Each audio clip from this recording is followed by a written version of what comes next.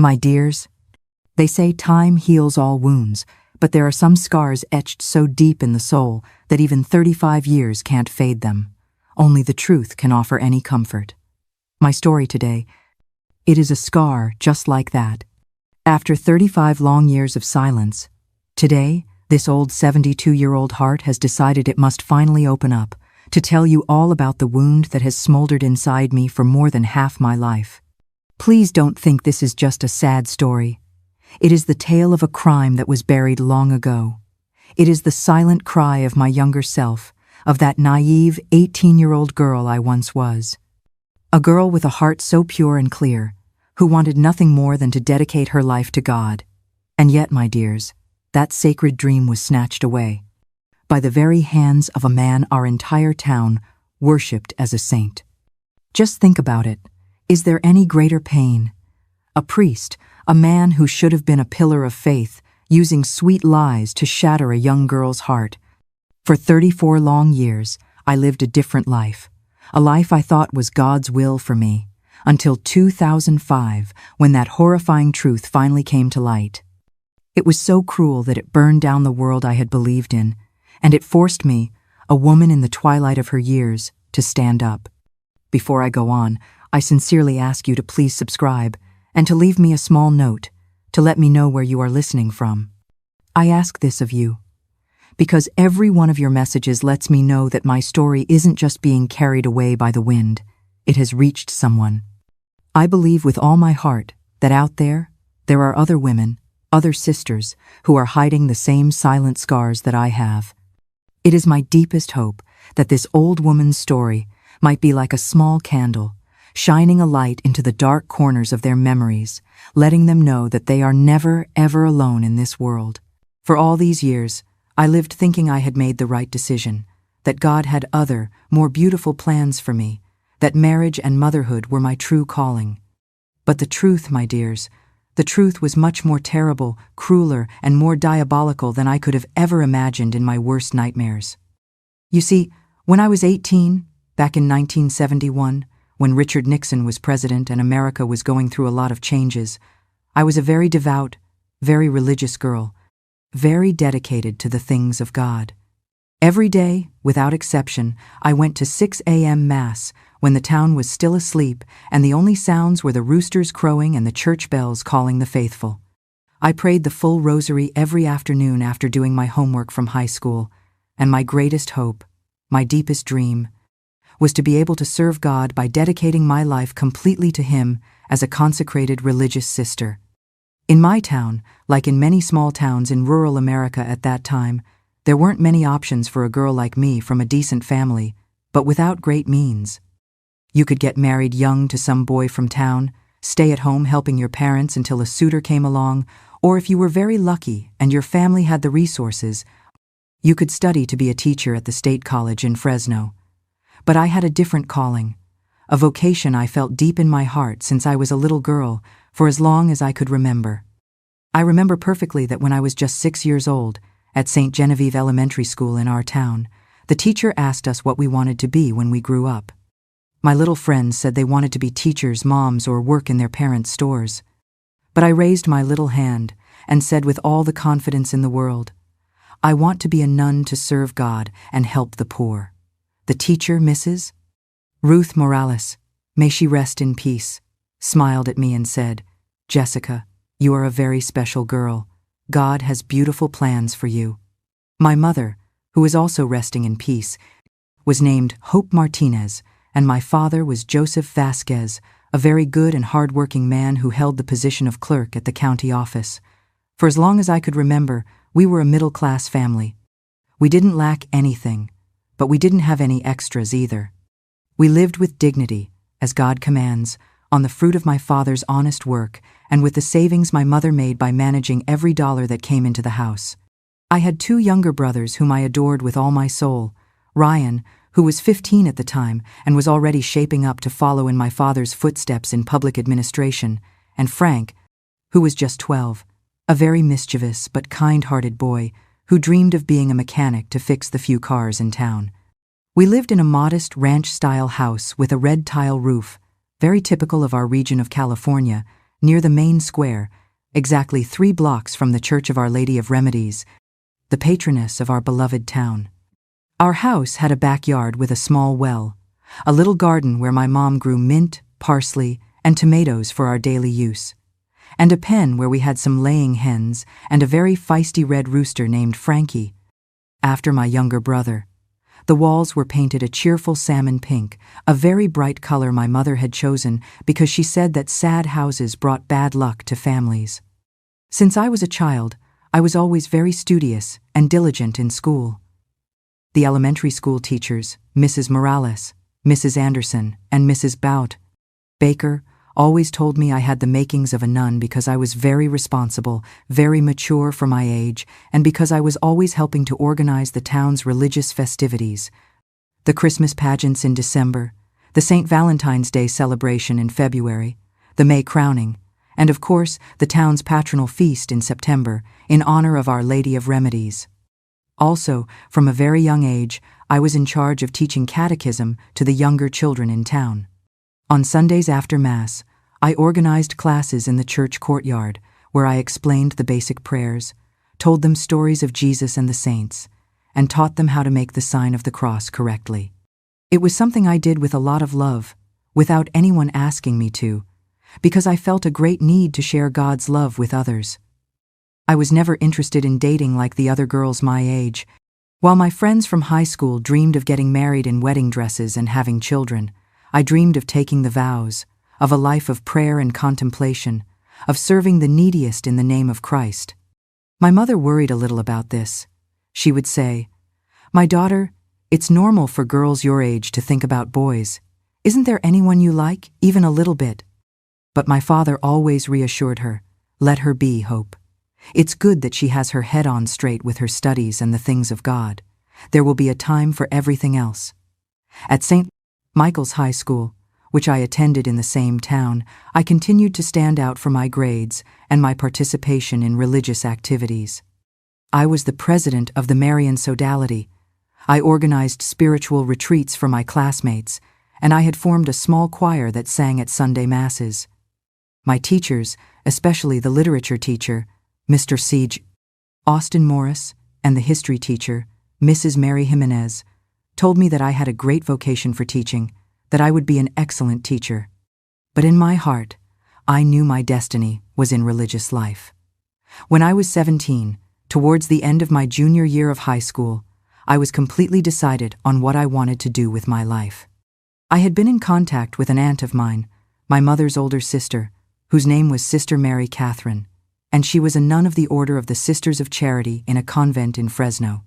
Every time she came to town to visit the family, she would tell me wonderful things about religious life, the deep peace one felt serving God, the joy of dedicating each day to prayer and service to the most needy, the beautiful sisterhood that existed among the religious sisters. Sister Mary Catherine would tell me that she had never regretted her decision to consecrate herself to God. "Jessica," she would say to me with those sparkling eyes of hers, "religious life is the most beautiful thing that can happen to a woman. When you give your life completely to God, He fills you with a peace and happiness that cannot be described in words. It's like living a little piece of heaven here on earth." My religious vocation was not something that had appeared suddenly or out of a teenage whim. It was something that had grown inside me for years, like a small plant sending down deep roots. It was a call I felt every time I entered the church, every time I prayed, every time I received communion.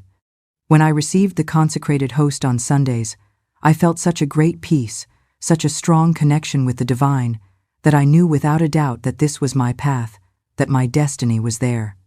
I couldn't imagine myself married with children, leading a normal life like the other girls in town. I respected married women and mothers very much, but I knew that was not the plan God had for me. I wanted to give my entire life to Him. I wanted to be all His. I wanted to dedicate every minute of my existence to serving Him and bringing Him to the souls who needed Him most. During 1970, my senior year of high school, I already had everything planned for after graduation. I was going to talk to the town's parish priest so he could guide me on the steps I had to take. Then I was going to formally contact the convent in Fresno where my aunt was, and finally I was going to begin the postulancy process, which would last several years before taking perpetual vows. My parents, although they had initially resisted the idea a little, had already accepted my vocation. My mother told me, "My daughter, if this is what God wants for you, who are we to oppose it? We only ask that you be completely sure, because it is a decision for a lifetime." My father, a man of few words but deep feelings, had told me, "Jessica, your mother and I support you in whatever you decide. If you want to be a nun, you will be the best nun this family has ever had." But my dears, this is where the sad part of my story begins, because in October of 1970, when I was finishing high school and had just turned 17, a new parish priest arrived in our town who would change my destiny forever. His name was Father Michael Peterson. He said he was 35, although he looked younger, and he came directly from the state capital with very impressive credentials and excellent recommendations from the bishop himself. The whole town was impressed with him from the first moment. He was a very handsome man, it must be said with sincerity, tall, with fine features, wavy black hair, and very penetrating green eyes that looked at you as if they could read the depths of your soul. He always dressed impeccably in black, with a cassock that looked like it had just come from the finest tailor in Fresno, and he had very polite, very refined manners that spoke of a good education and a high-class family. But what impressed us all the most was his way of speaking. He had a very deep, very melodious voice that resonated beautifully in the church when he gave his homilies. When he explained the scriptures, the whole congregation was as if hypnotized, listening to him. He knew a lot about theology, quoted the church fathers, and spoke of holy places he had visited in Rome and the Holy Land. It was evident that he had a religious preparation far superior to that of the parish priests we had had before in the town. The women of the town couldn't stop talking about how fortunate we were to have such a prepared, so holy, so dedicated priest. Mrs. Ruth Sandoval, who was the president of the Daughters of Mary, said, "This priest fell from heaven itself. He is a gift from God for our community." Mrs. Julia Jimenez, who organized the parish fairs to raise funds for the church, commented, "With a priest like this, our town will progress a lot spiritually. The young people will have a magnificent example to follow." Father Michael, as we all affectionately began to call him, arrived with a very ambitious renewal program for the parish. He organized a larger and more professional parish choir, established Bible study groups for different ages, created charities to help the poorest families in the town, and instituted monthly spiritual retreats that attracted people from neighboring towns. He also modernized many things in the church. He had the altars, which were a bit deteriorated, restored, installed a new sound system so that the masses could be heard better, and organized the religious ceremonies in a more solemn and beautiful way.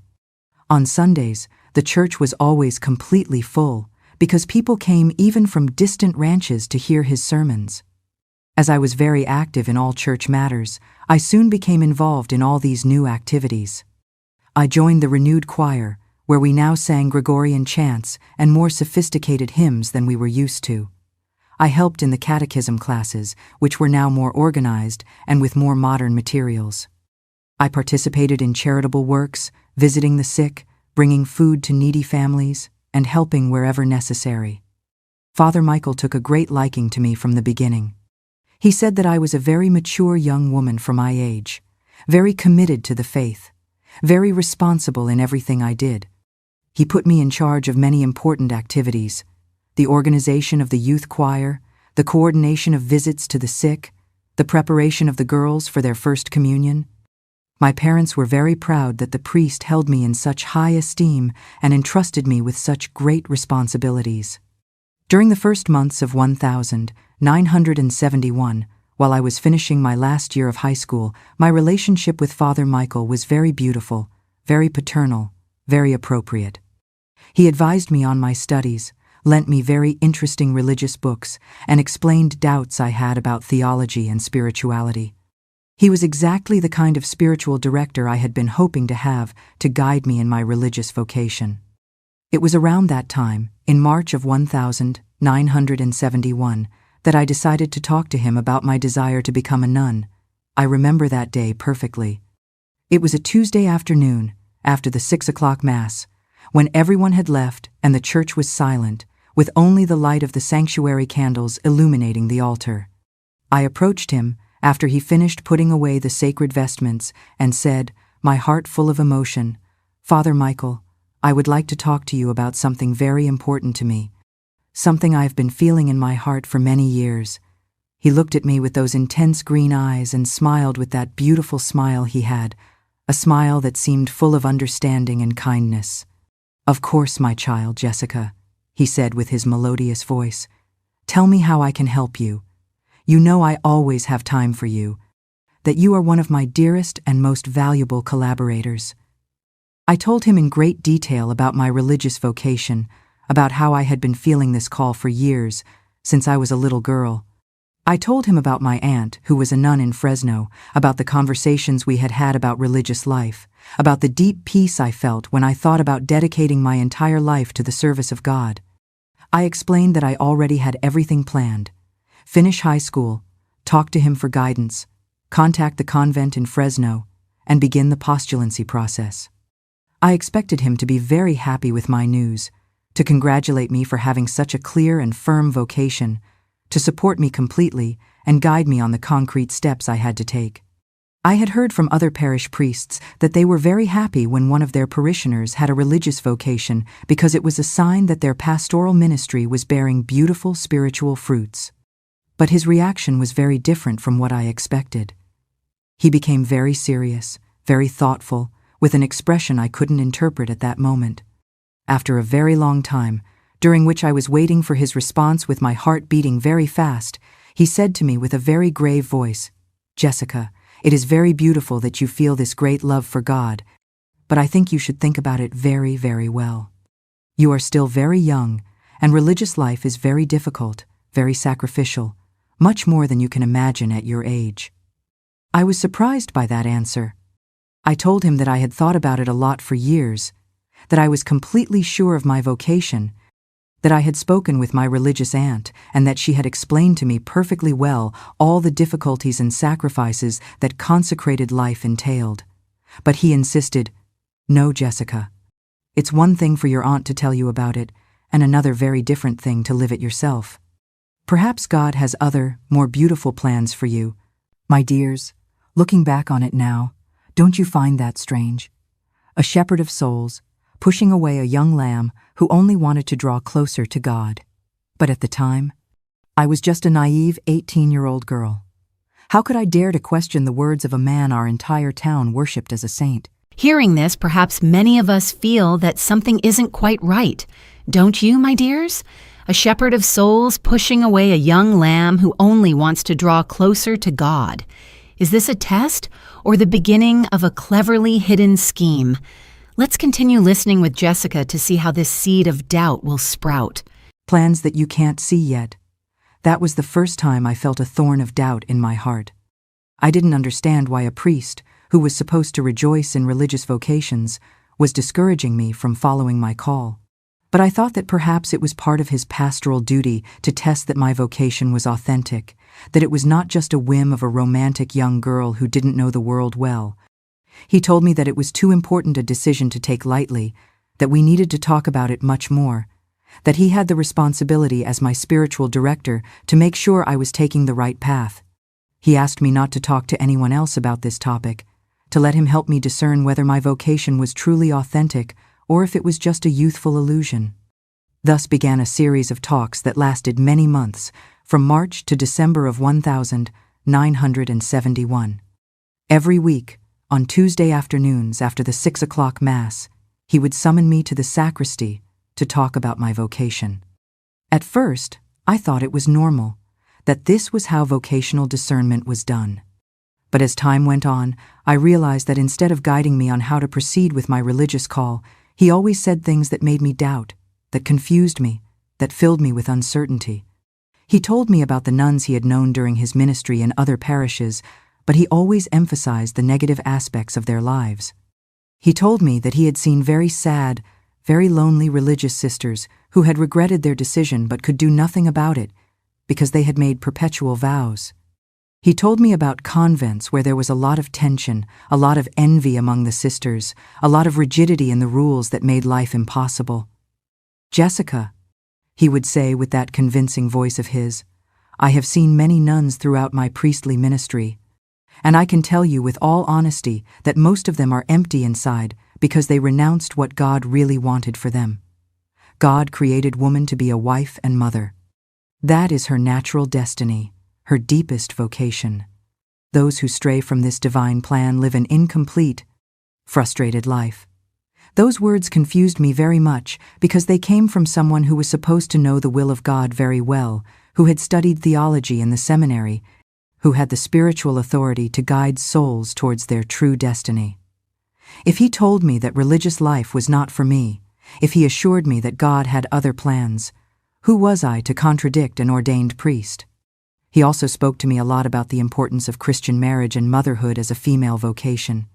He explained that women who married and had children were fulfilling God's original command: be fruitful and multiply. He told me that Catholic mothers who raised their children in the faith were doing a much more important job for the church than nuns locked in convents. "Think about it, Jessica," he insisted again and again. "A nun can pray and do penance, but a Catholic mother can bring new souls into the world. She can form future priests. She can raise children who change society for the better.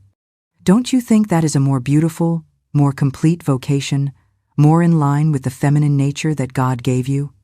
Little by little, my dears, I began to doubt what I had felt with such clarity for years.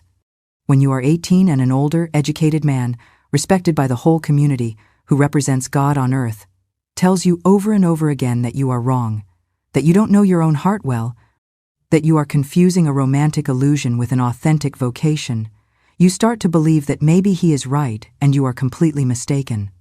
During this time, Father Michael also began to talk to me about a young man from the town who, according to him, would be perfect for me. His name was Robert Miller. He was the son of Mr. Aaron Miller, one of the most prosperous merchants in town, who owned a large grocery store on the main square. Robert was 24, had studied for a technical degree in accounting at the Fresno Technical College, and had just returned to town with plans to establish his own business.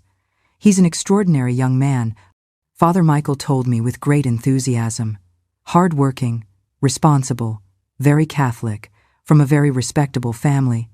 He has asked about you several times. He thinks you are a very virtuous, very serious young woman, exactly the type of wife he is looking for. He would be very interested in courting you if you were open to that possibility."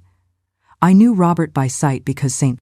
Genevieve was a small town where everyone knew each other, but I had never spoken to him other than to say hello in the square or at church. He was a handsome man, of medium height, strong build, with wavy brown hair, very expressive brown eyes, and he always dressed very well in suits that he had evidently had made in Fresno. He had a reputation for being very serious, very hard-working, and very proper in his behavior. Father Michael spoke to me of Robert as if he were a gift from heaven. He told me that he was exactly the type of man God had prepared for me, that together we could form an exemplary Catholic family that would be a blessing for the whole town. He explained that Robert had very good plans for the future: open an accounting office that would serve all the merchants in the region, buy land to build a large and beautiful house, and form a large family of well-educated and Catholic children. "Jessica," he insisted, "when I see Robert and think of you, I clearly see the hand of God bringing you together. You two have exactly what the other needs. He needs a virtuous, intelligent wife who will support him in his projects and give him beautiful children.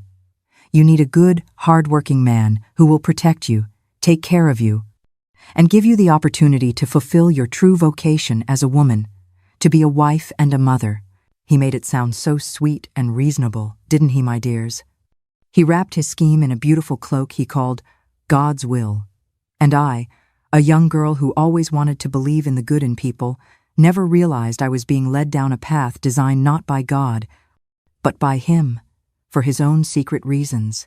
How sweet and reasonable it sounds when a scheme is wrapped in the beautiful cloak of God's will. Will Jessica, a young girl who always wanted to believe in the good, realize she's being led down a path designed not by God, but by Him? Let's keep listening to see how Robert's journey to win her heart, orchestrated by the priest, will unfold. During the month of November, 1970, Father Michael began to arrange casual encounters between Robert and me. He invited him to participate more actively in parish activities, especially in organizing the Christmas pageants, where I was also very involved. So we started to run into each other more often, to work together on different projects, to get to know each other better as people. Robert always behaved like a perfect gentleman from the first moment. He was very respectful, very polite, very attentive. He helped me carry materials to decorate the church. He accompanied me when I had to go to houses to invite families for the pageants. He brought me flowers from his garden. It was evident that he liked me a lot and was trying to win me over in the most proper way possible. But my dears, I didn't feel what a woman is supposed to feel when she is with the man God has destined for her. It was pleasant to be with Robert.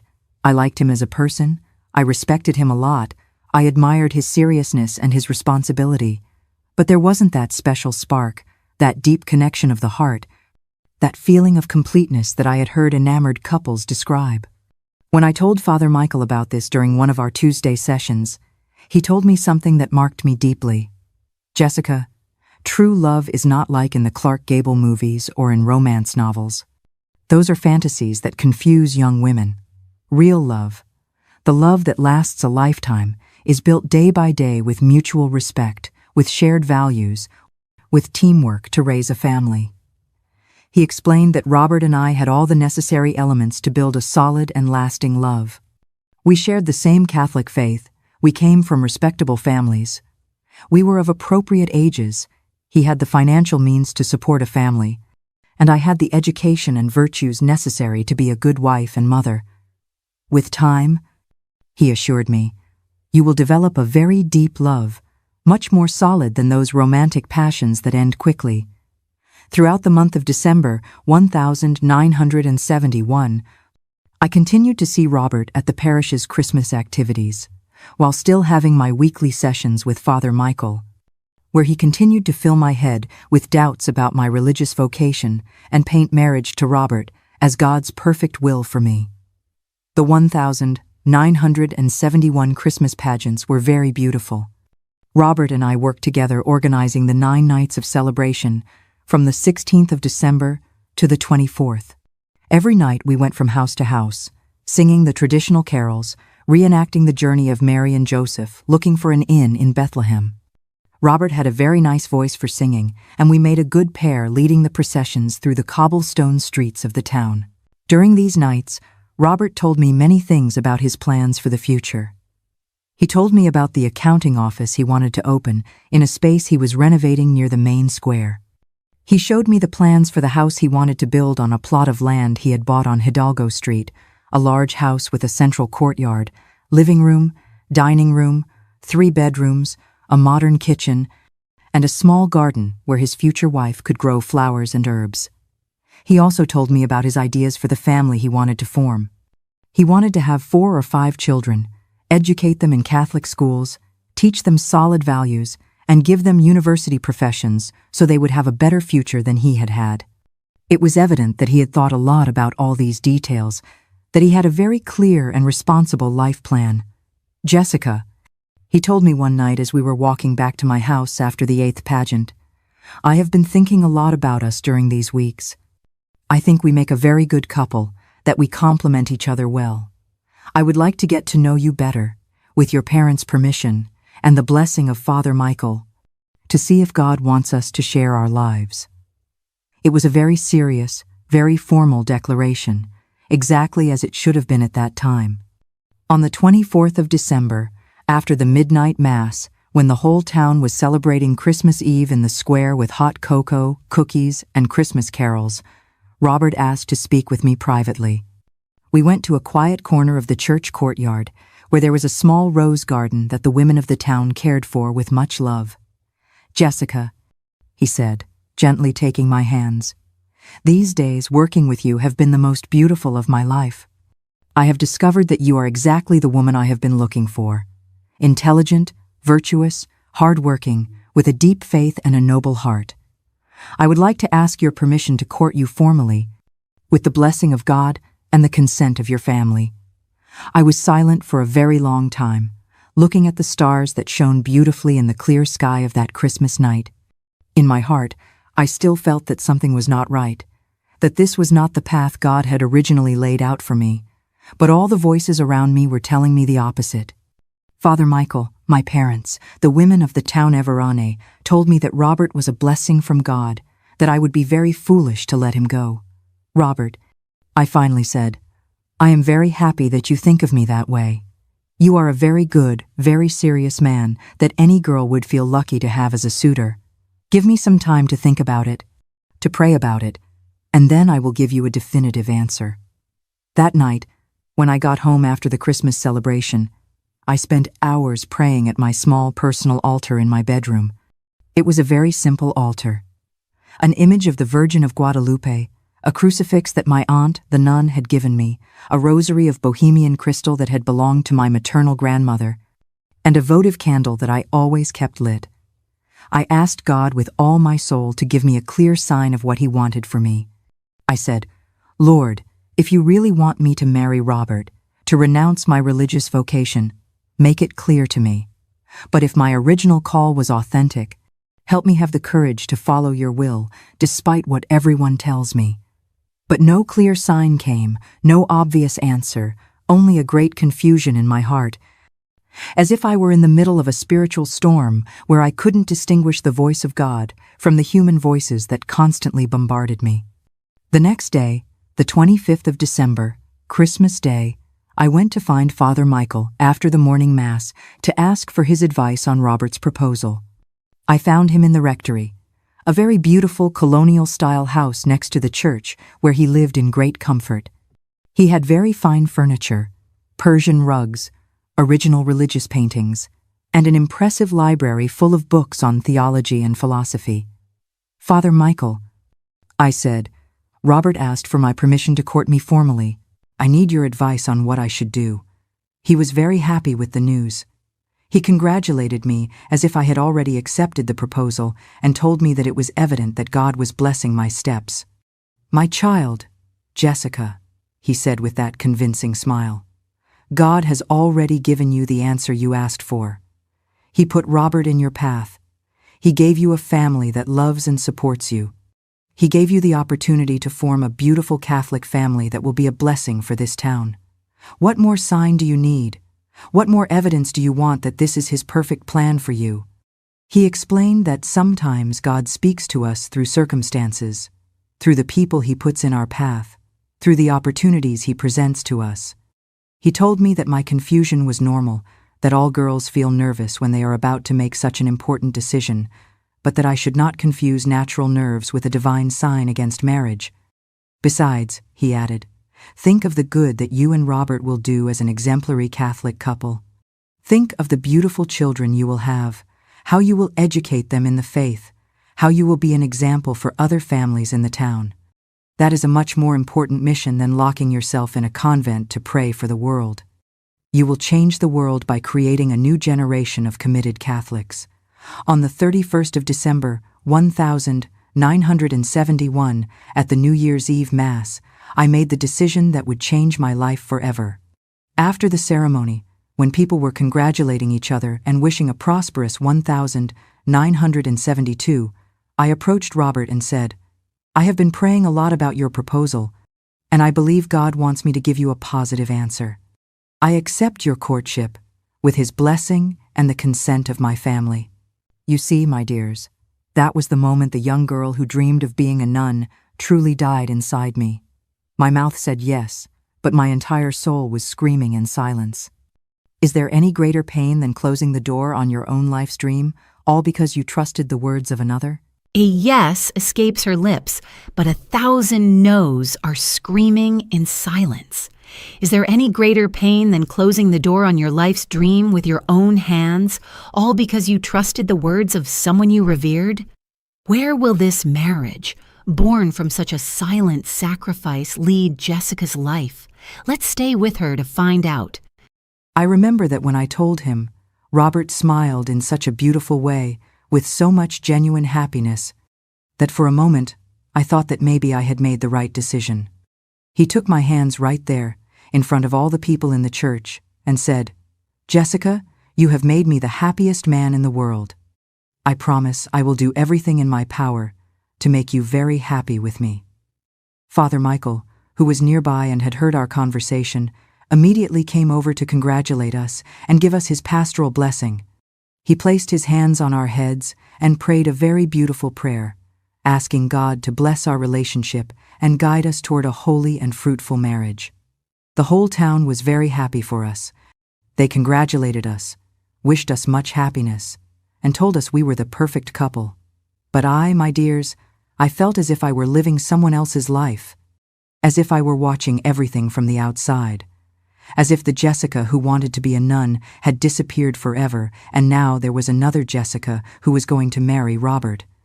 It was a very strange feeling, like a sense of unreality, as if I were acting in a play where I had been assigned a role I hadn't chosen. The courtship lasted exactly a year and a half, from January 1972 to June 1973. During all that time, Robert behaved like the most perfect boyfriend any girl could have wished for. I turned 20 in the spring of 1973, a milestone that felt strangely muted. While my friends celebrated that age with excitement for the future, I felt as though I was simply moving along a path that had been chosen for me. Robert, ever thoughtful, threw me a lovely birthday dinner with both our families, celebrating the woman he was about to marry. But a part of me felt like the girl I used to be was fading away completely. He was punctual, respectful, thoughtful, hardworking, and he evidently loved me with all his soul. Every Friday, without exception, he brought me fresh flowers that he cut from his garden. Red roses in February for Valentine's Day, white daisies in March to celebrate my 19th birthday, pink carnations in April during Lent, and so on throughout the year. On weekends, he would take me for a walk in the town's main square, where we would sit on the wrought iron benches and talk about our future plans while listening to the municipal band play classic American standards and marches. We also went to the parish fairs organized by different neighborhoods in the town, to the theatrical performances put on by the St. T's, Michael's cultural group, and of course, to all the masses and religious celebrations. Robert had a very special way of courting me that showed both his love and his respect for me. He never tried to get fresh. He never disrespected me. He always treated me like a lady who deserved all his consideration. When we walked through the cobblestone streets of the town, he always offered me his arm so I wouldn't trip. When there were puddles from the summer rains, he helped me cross them so my shoes wouldn't get wet. When there were social events, he always introduced me with great pride as his formal girlfriend. He also began to involve me in his business plans. He took me several times to see the office space he was renovating for his accounting firm. He showed me the new desks he had commissioned from a carpenter in Fresno. He explained how he was going to organize the client files, how he was going to handle the accounting for the different businesses in town. It was evident that he wanted me to be an integral part of his professional life, not just his wife at home.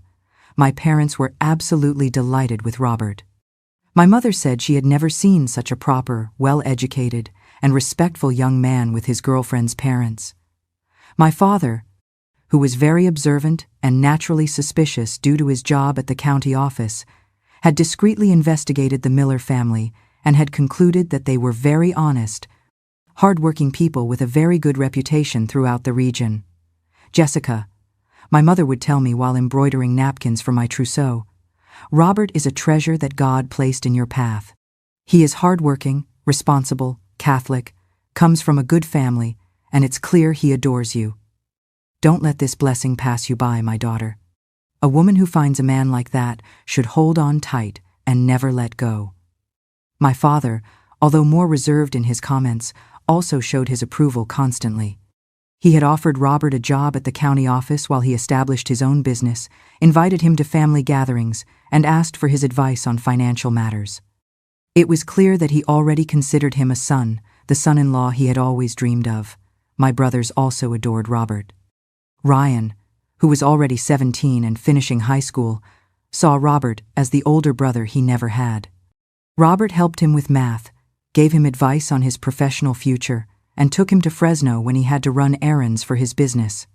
Frank, who was 14 and very mischievous, had become much more disciplined since Robert started frequenting the house. Robert had a very special way of dealing with children, with firmness but with affection.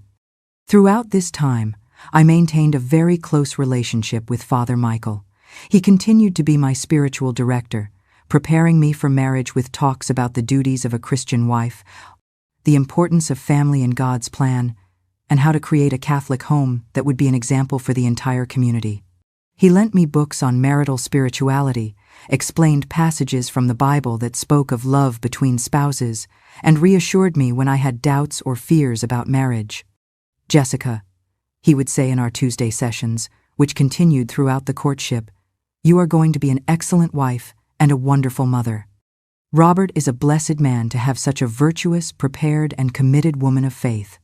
Together you will form a family that will be the pride of this town and an example for many other couples." He constantly spoke to me about the beauty of Christian marriage, about how spouses help each other to get to heaven, about how children are a blessing from God that multiplies love instead of dividing it. He explained that marriage was a sacrament as important as the priesthood, that married women had a vocation as sacred as nuns, but more complete because it encompassed all aspects of the human experience.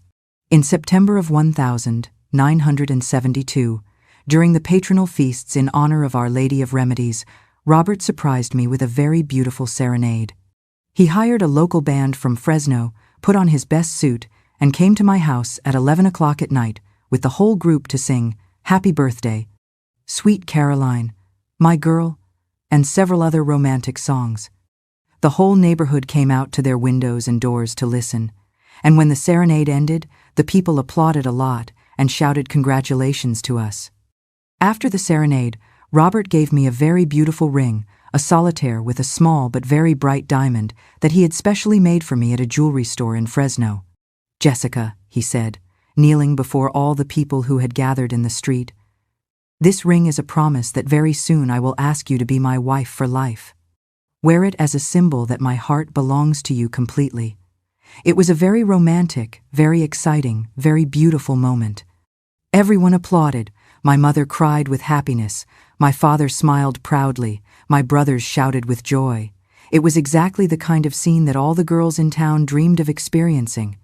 But I, despite all the beauty of the moment, continued to feel in the depths of my heart that strange sensation that I was living someone else's life. In December of 1972, during the Christmas pageants that we organized together for the second consecutive year, Robert officially asked me to marry him. It was after the midnight mass, in the same spot in the church courtyard where he had asked for my permission to court me exactly 1 year earlier. This time, he had prepared everything in a very special way. He had placed candles around the rose garden, had brought soft music played by a string quartet from Fresno, and had invited both families to be witnesses to the moment. "Jessica Marie Vasquez," he said very formally, taking my hands in his. "After a wonderful year of knowing and loving each other, I have come to the conclusion that God made us for each other. I want to ask you, before Him, before our families, and before this whole community that has seen us grow as a couple, to accept to be my wife for life, for better or for worse, in sickness and in health, until death do us part." He had prepared a beautiful engagement ring, a solitaire with a much larger diamond than the promise ring, set in 14-karat white gold, which had cost everything he had saved during the 2 years he had been working. It was a ring that any woman would have admired, a symbol of true love and a prosperous future. Everyone was waiting for my answer with great expectation. My parents looked at me with eyes full of tears of happiness. Robert's parents smiled proudly at their son. Father Michael, who was also present, looked at me with an expression that I interpreted as one of approval and blessing. All the people from the town who had found out about the event were there, waiting for me to say yes. I was quiet for what seemed like hours, but were probably only a few minutes. In my mind, all the conversations I had had with Father Michael for almost 2 years flashed like lightning. All the reasons he had given me to renounce my religious vocation, all the times he had assured me that this was God's plan for me. I also thought of my nun aunt, of the conversations we had had about religious life, of the peace I had felt when I thought about dedicating my life to the service of God. But those memories seemed very distant, as if they belonged to another life, to another Jessica who no longer existed. "Yes, Robert," I finally said, "I accept to marry you. I accept to be your wife for life." When I uttered those words, everyone shouted with joy, applauded, congratulated us, and hugged us. Robert put the ring on my finger while kissing me on the cheek with great tenderness. Father Michael immediately came over to give us his blessing and congratulate us for making such a wise decision. The wedding was set for the 12th of October, 1973, Columbus Day, exactly 10 months after the engagement. It was enough time to make all the necessary preparations. The dress, the church, the reception, the house where we were going to live, the trousseau, all the things that a proper wedding required in a town like ours. The months of preparation for the wedding were very intense and full of activities. My mother became a sort of general coordinator who organized every detail with the precision of a general planning a battle. There were lists for everything. The guest list, which included practically the entire town and relatives from nearby cities, the list of godparents for different aspects of the ceremony, the list of music for both the church and the reception, the list of food to be served at the banquet. For the dress, we went to Fresno in March of 1973 to visit the most elegant shops in the city.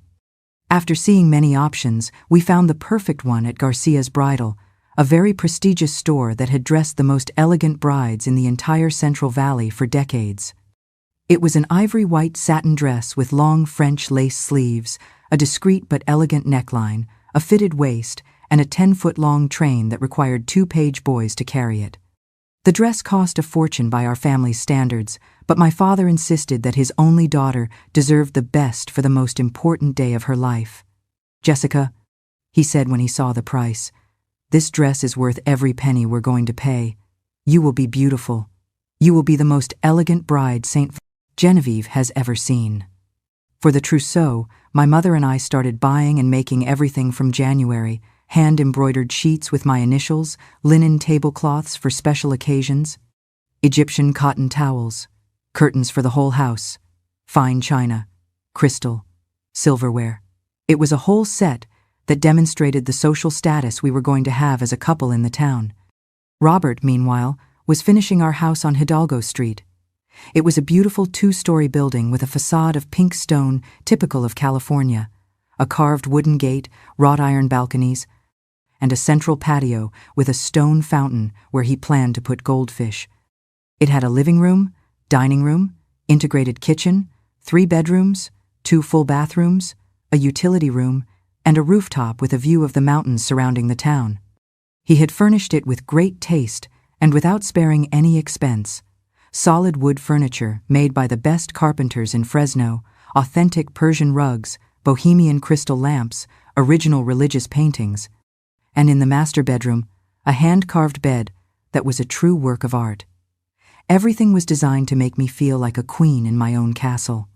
During this time, Father Michael continued to be my spiritual guide, preparing me for marriage with weekly talks on the different aspects of married life. He spoke to me about the importance of obedience to the husband, how to maintain harmony in the home, about household management, about the education of the children we hope to have soon. "Jessica," he would say in those preparatory talks, "marriage is a school of sanctity where spouses help each other to reach heaven. Your role as a wife will be fundamental for the salvation of Robert and the children God grants you. A good Catholic wife can lead her entire family on the path of holiness." He also explained the most intimate aspects of marriage, things that were not openly talked about at that time and that mothers barely mentioned to their daughters. He told me that conjugal duties were part of God's plan, that through the marital union, spouses participated in the divine creative power, that it was important to receive Robert with love and generosity in all aspects of married life. But there was something in the way he talked about these topics that made me feel uncomfortable. It was as if he wasn't speaking as a priest who saw marriage from a spiritual perspective, but as if he were. I don't know how to explain it well. As if he were a man who knew these topics from personal experience. His voice changed when he touched on these matters. His eyes looked at me differently. There was an intensity that did not seem completely appropriate for a spiritual director. One afternoon in August, about 2 months before the wedding, Father Michael came to our house when my parents had gone to Fresno to do some shopping for the wedding. He told me he wanted to give me a very special and important talk about the most intimate duties of marriage, things that a decent girl could only learn from a man of God who had the moral authority to guide her.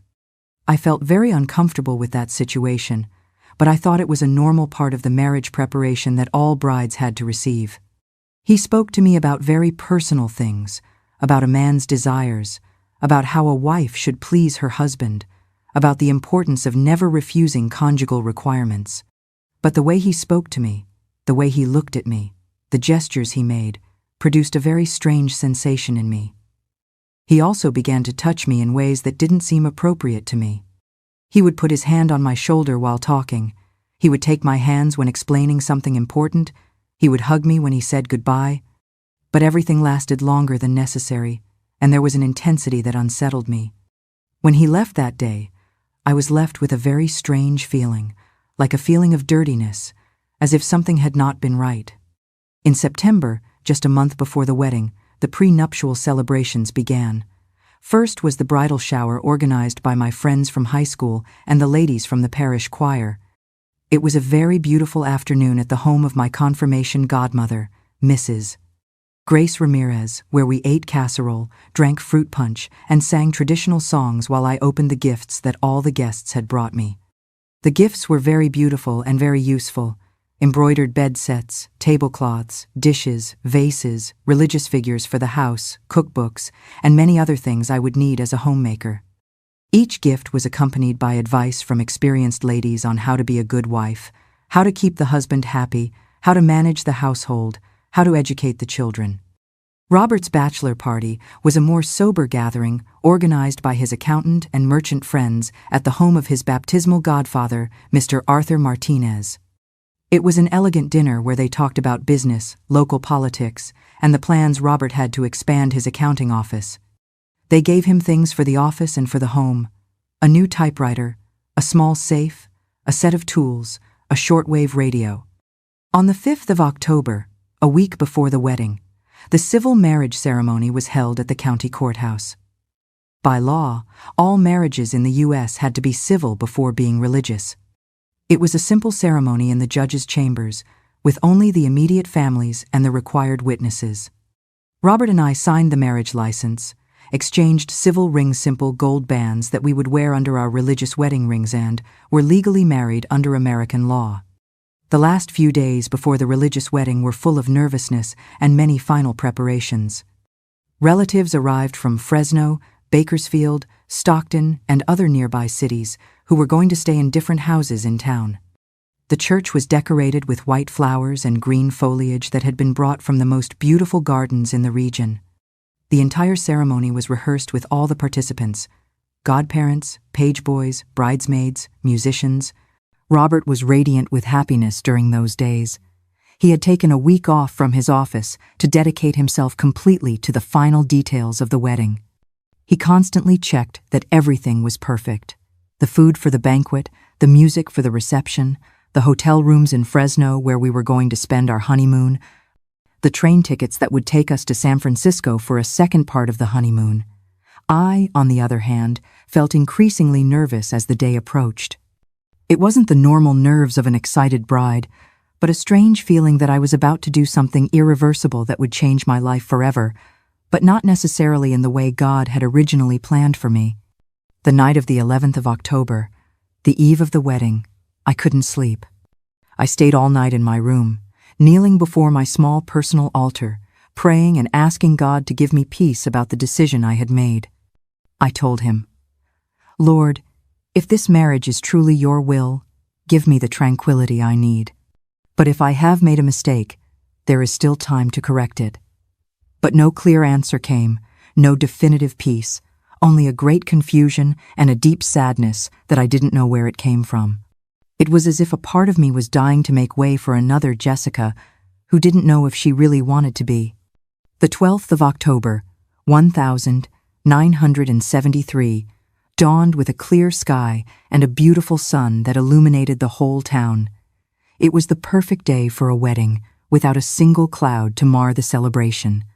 From very early on, the house was filled with activity.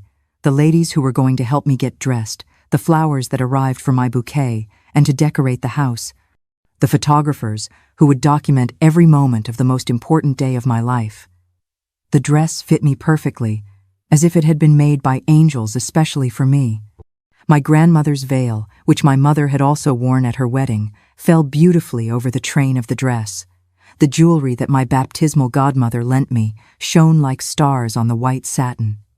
The makeup, done by a professional who had come especially from Fresno, highlighted my eyes and gave me the look of a fairy tale princess. At 5 in the afternoon, when the church bells rang, calling for the ceremony, I left my house on my father's arm towards the church, which was only 3 blocks away. The whole town had come out to the streets to see us pass. The women shouted, "How beautiful!" The children ran alongside us. The men took off their hats as we passed. It was like a royal parade where I was the absolute protagonist. The church was completely full. There was not a single empty seat in all the pews. Not only had all the inhabitants of St. Genevieve come, but also people from neighboring towns who knew our families. The white flowers created a dreamlike atmosphere. The lit candles gave a very romantic golden light, and the organ, played by a professional musician from Fresno, filled the space with heavenly melodies. When I entered on my father's arm and saw Robert waiting for me at the altar, dressed in an elegant black tuxedo with a smile that lit up his whole face, I felt for the first time in a long time a kind of peace. He was a very handsome, very good man who loved me with all his soul and who had put all his effort into making this day perfect for me. Father Michael celebrated a beautiful ceremony. He spoke about the sacrament of marriage as an image of Christ's love for his church, about the importance of the Christian family in the plan of salvation, about how spouses become collaborators with God in the creation of new lives. His words were very beautiful, very appropriate, very full of spiritual wisdom.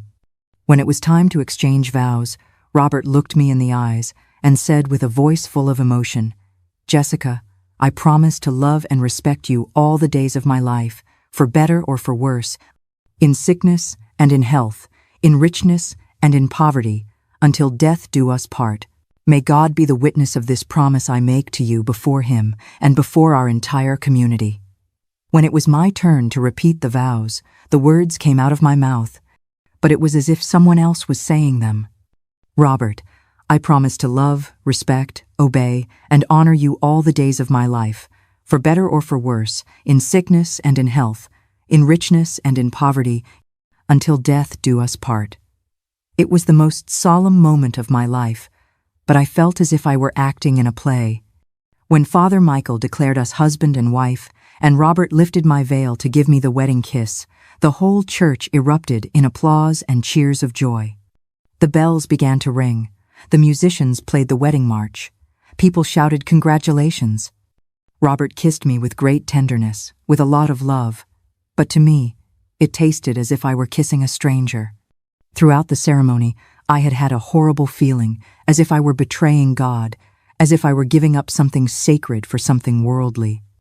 It was as if a tiny voice inside my heart was screaming that this was not right, that it was not my path, that I was making the biggest mistake of my life, but it was too late. I had already made the vows before God and the community.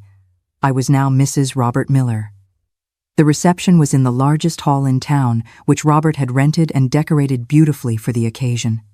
He had hired professional musicians from Fresno who played all night. There was food for more than 300 people, there were traditional dances, and there was a general joy that was contagious to all present. We danced the bride and groom's waltz to the Tennessee Waltz, a very romantic melody that we had rehearsed for weeks. Robert danced very well, leading me confidently across the dance floor, and people applauded and shouted congratulations. It was a moment that should have been the happiest of my life, But I continued to feel that strange sense of unreality. Throughout the reception, Robert was absolutely radiant. He greeted all the guests, thanked them for their congratulations, danced with me to every song, and attended to me as if I were a queen. It was evident that he was the happiest man in the world, that he had managed to conquer the woman of his dreams, that he was living the most beautiful day of his life. I smiled, I danced, I thanked for the congratulations, I cut the cake, I threw the bouquet. I did everything a bride is supposed to do at her wedding. But inside, I felt empty, as if the Jessica who wanted to be a nun had died that afternoon at the altar, and now there was another Jessica who didn't quite know who she was. At 2 a.m, when the party ended, Robert and I went to our new house on Hidalgo Street. It was the first time I would be alone with him as his wife, the first night of our married life. Robert had decorated the house with flowers and candles. He had put on soft music. He had prepared French champagne to toast our future. "Jessica," he said, taking my hands in the living room of our new house, "this is the beginning of the most beautiful life two people can share. I love you with all my soul, and I am going to do everything in my power to make you the happiest woman in the world." It was a beautiful declaration, full of sincere love from a good man who truly wanted my happiness. That night, when Robert was so tender and respectful with me, when he showed me his love in the most intimate way a husband can show his wife, I still felt like I was living someone else's life. It was as if I were watching everything from the outside, as if I were an actress playing the role of the happy wife. The first months of marriage were very difficult for me emotionally, although on the outside everything seemed perfect. Robert was the ideal husband, hardworking, affectionate, responsible, thoughtful. His accounting business was growing very well. We had a beautiful house. The whole community respected us. Everyone saw us as the perfect couple. But I couldn't completely adapt to married life. I missed my previous freedom. I missed my long moments of solitary prayer. I missed the peace I felt when I could dedicate my full time to the things of God without the distractions of domestic responsibilities. Now I had a large house to attend to, a husband to please, meals to prepare, clothes to wash, visits to receive. It was a very different life from the one I had dreamed of for myself. Robert sometimes noticed my melancholy, but he interpreted my silences as the normal nerves of a newlywed adapting to her new life. He bought me gifts to cheer me up, took me for walks in Fresno on weekends, and spoiled me in every way he could think of. He was a wonderful husband who did everything possible to make me happy, but he couldn't fill the void I felt in my soul. In March of 1974, 5 months after the wedding, I found out I was pregnant with my first child. Robert was overjoyed with the news, as were my parents. The whole town celebrated that the Miller-Vasquez family was going to have its first heir. Father Michael came to give us his blessing and told me, "You see, my child?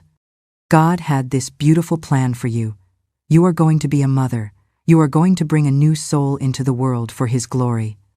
Isn't this much more beautiful than being locked in a convent, unable to fulfill the most sublime vocation of a woman?" My first son, Robert Jr., was born on the 15th of November, 1974, after a very difficult labor that lasted almost 20 hours. He was a beautiful, healthy, chubby baby who looked so much like his father. He had the same expressive brown eyes, the same wavy brown hair, the same heart-melting smile. When I held him in my arms for the first time, I felt a love so great, so pure, so overwhelming, that for a moment I thought that maybe Father Michael had been right, that maybe this was really the vocation God had planned for me from all eternity. A mother's love is the most powerful and sacred thing in the world, my dears. That love soothed my soul, but it couldn't completely heal the scar. It was like beautiful music playing in a room where one corner always remained in shadow, and that shadow was the life, the calling, I had lost. Motherhood changed me in ways I hadn't anticipated.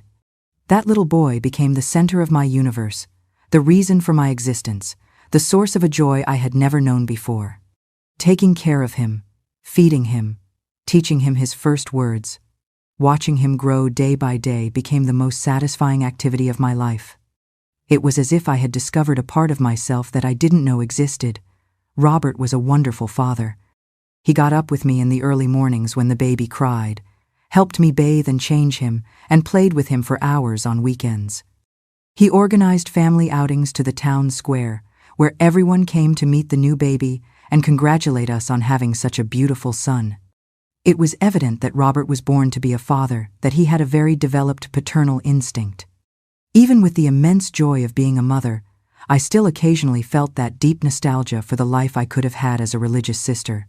When I was alone with my baby, when I was breastfeeding him in the silent early mornings, when I was rocking him to sleep, I would think about the prayers I could have been saying, the souls I could have been serving, the life of contemplation I had exchanged for this domestic life. But these moments of melancholy became less and less frequent. The daily routine of being a wife and mother, the satisfaction of seeing Robert so happy, the joy of caring for our son, little by little began to fill the void I had felt since my wedding. It was as if I was finally finding my place in the world, my true identity as a woman. In 1976, when Robert Jr. was a year and a half old, I got pregnant again. This time, it was easier to accept the news because I already knew how beautiful it was to be a mother. My second child, Mary Ann, was born on the 22nd of March, 1977, on the feast of St. Twelve. Joseph, which Robert interpreted as a special blessing from the patron saint of families. Mary Ann was completely different from her brother. While Robert Jr. was a very calm, sleepy, easy-to-care-for child, Mary Ann was a very active, awake, and demanding baby. She had curly black hair like mine, green eyes like my maternal grandmother, and a very strong personality that manifested itself from a very young age. Having two small children at the same time was very tiring, but also very satisfying. The house was always full of life, laughter, and activity. Robert had hired a girl from the town, Maria Garcia, to help me with the cleaning so I could dedicate more time to the children. We were a young, prosperous, happy family that was an example for the whole town. Robert's business continued to grow very well. He already had clients in several towns in the region, had hired an assistant to help him with the workload, and was considering opening a second office in Fresno. We had a very comfortable economic situation that allowed us to live comfortably and plan a prosperous future for our children. In 1978, when Mary Ann was a year old, I got pregnant with my third child. By this time, I had completely adapted to the life of a mother of a large family. I loved being pregnant. I was fascinated by feeling the baby move inside me. I enjoyed preparing everything for his arrival. Joseph was born on the 10th of September, 1979, during the town's patronal feasts, which we interpreted as a special blessing from Our Lady of Remedies. Joseph looked more like me than Robert. He had my slender build, my very black hair, my large and expressive eyes. He was a very intelligent, very observant baby who, from a very young age, showed a special curiosity for everything that was happening around him. Robert said he was going to be very studious, maybe a lawyer or a doctor, because he was always very attentive to the conversations of the adults. With 3 small children, life became much more complicated, but also much richer. Every day brought new adventures, new discoveries, new joys. Robert Jr., who was already 4 years old, helped take care of his younger siblings. Mary Ann, at 2, was the princess of the house who had everyone wrapped around her little finger. Joseph, the baby, was the darling of the whole family. During these years, I maintained a very close relationship with Father Michael. He baptized all my children, prepared them for their first communion when the time came, and was always present at the important events of our family. Robert respected him very much and always consulted him for important business or family decisions. I continued to see him as the man who had been God's instrument to guide me towards my true destiny. Father Michael always congratulated me on the beautiful family we had formed, on how good my children were, on how exemplary our marriage was. Jessica, he would say every time he came to visit us, God is very pleased with you. You have perfectly fulfilled the vocation he had prepared for you. You are an excellent wife, a wonderful mother, and your children will be a blessing for the church and for society. In 1980, when Joseph was 8 months old, I got pregnant again. Robert was very excited because he wanted to have a large family, at least 5 or 6 children. "Jessica," he would say, stroking my belly, "every child God sends us is a new blessing, an opportunity to create beautiful souls who will change the world for the better. There is nothing more beautiful than a large, united Catholic family." Charlotte, my 4th child, was born on May 18, 1981, in the month of Mary, which Father Michael interpreted as a sign that she would be very devoted to the Blessed Virgin. She was a beautiful girl, very similar to Mary Ann, but with the calmer character of Robert Jr. From a very young age, she showed a special inclination towards religious things. She liked to play that she was a nun. She always wanted to accompany me to Mass, and she knew all the prayers by heart before she turned 3. With 4 small children, the house was a real hive of activity from dawn to dusk. Robert had had to expand the house, adding 2 more bedrooms and an additional bathroom to accommodate the whole family. We had also hired a second maid to help with all the household chores that a large family generated. Robert was in the best period of his professional life. His accounting office had become the most important in the entire region. He had clients in 5 different states and had opened branches in Fresno and Bakersfield. He had also started investing in real estate, buying land and houses that he later sold with very good profits. We were one of the most prosperous families in the town. In 1982, when Charlotte was a year old, I got pregnant with my 5th and last child. Francisco was born on the 3rd of October, 1983, on the feast of Saint W.W. Francis of Assisi, the saint from whom he received his name in honor of my younger brother. He was a very mischievous child from birth, very restless, very active, who kept the whole family in constant motion.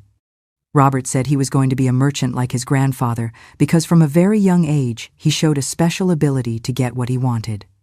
By 1984, when Francisco was a year old, I had 5 children: Robert Jr., age 9, Mary Ann, age 7, Joseph, age 4, Charlotte, age 3, and Francisco, age 1. It was a beautiful, prosperous, united family that was the pride of the town. Robert and I were considered the exemplary marriage, the perfect Catholic family that everyone admired and wanted to imitate. I had finally found my place in the world. I was the wife of the most successful man in town, the mother of 5 beautiful and well-educated children, the respected lady who participated in all the religious and social activities of the community. I no longer missed the religious life I had dreamed of when I was young. That Jessica seemed to have existed in another life, in another, very distant world. But my dears, this is where the most painful part of my story begins, because starting in 1985, when I was 32 years old and had been married for 12 years, very strange things began to happen that gradually opened my eyes to the true nature of the man who had guided my life for all these years.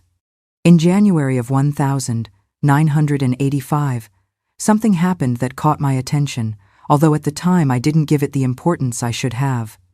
One of the most active girls in the parish, Laura Hernandez, a very devout 19-year-old who had always expressed her desire to be a nun, just as I had wanted when I was young, suddenly stopped going to church and announced that she was going to marry Mr. Edward Morris, a 45-year-old widower who had 3 grown children from his first marriage. The whole town was very surprised by this news because Laura had always said that she didn't want to get married, that her life was to serve God, that she had spoken with several religious orders to begin her postulancy process.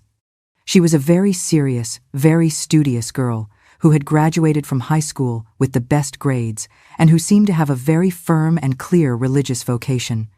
Mr. Morris, for his part, was a very respectable man, but no one had imagined him as a suitor for Laura. He was a merchant. He owned an agricultural supply store. He was very Catholic and very hard-working. But there was a very large age difference, and it was evident that there had not been a normal courtship between them. It was as if they had suddenly decided to get married without having known each other well as a couple. When I went to congratulate Laura after the announcement of her engagement, I found her very strange, as if subdued, as if she weren't really happy with what was happening. I asked her if she was okay, if she was happy with her decision, and she answered with a phrase that struck me deeply, "Oh, Mrs. Miller, you know what it's like to give up your dreams, to do what others think is best for you." That answer disconcerted me because it was exactly how I had felt when I made the decision to marry Robert instead of following my religious vocation. I asked Laura, who had advised her to marry Mr. Morris, and she told me that it had been Father Michael who had introduced them, who had explained to her that Mr. Morris was a very good man who needed a young and virtuous wife to help him raise his children. Father Michael told me that my religious vocation was just a youthful confusion. Laura confided in me that God really wanted me to be a wife and mother, that Mr. Morris was a blessing he had placed in my path.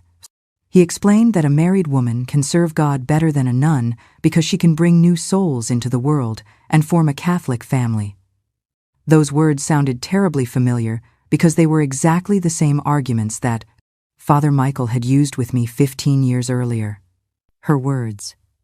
They struck me like a bolt of lightning, my dears. It wasn't just a coincidence. It was an echo from my own past. And for the first time in so many years, a cold, terrible truth began to creep into my heart. I wasn't the only one. It strikes like a bolt of lightning, doesn't it, my dears? This isn't just empathy. It's a cold echo from her own past. The horrifying truth that I'm not the only one has begun to creep in, and at this moment, Jessica's story enters a dramatic new chapter. Is this a coincidence or a sinful pattern being systematically repeated? I became very thoughtful after that conversation, but I didn't reach any definitive conclusion. I thought that maybe it was normal for a pastor to use similar arguments with different parishioners who were going through similar situations. Laura's wedding to Mr. Morris took place in June of 1985, and it was a very simple ceremony, very different from the large and cheerful weddings we were used to seeing in the town. Laura looked beautiful in her white dress, but she had a very serious, very melancholic expression, as if she were fulfilling a duty rather than celebrating the happiest day of her life. During the following months, I observed Laura when I saw her in the square or at church, and it always seemed to me that there was something sad about her, as if she had lost the natural joy she had had when she was single. When I talked to her, I got the impression that she was fulfilling her duties as a wife and mother. She quickly became pregnant, but that she had not found the happiness that a woman is supposed to find in marriage. In November of 1985, something very similar happened with another girl from the town, Patricia Sanchez, 20 years old, who had also expressed for years her desire for religious life and who had been in contact with a convent in San Diego. Suddenly, she announced that she was going to marry Mr. Gregory Ruiz, a 38-year-old man, also a widower, who had 2 children from his first marriage. Patricia had been very active in the parish choir, in charitable works, in all the religious activities of the town.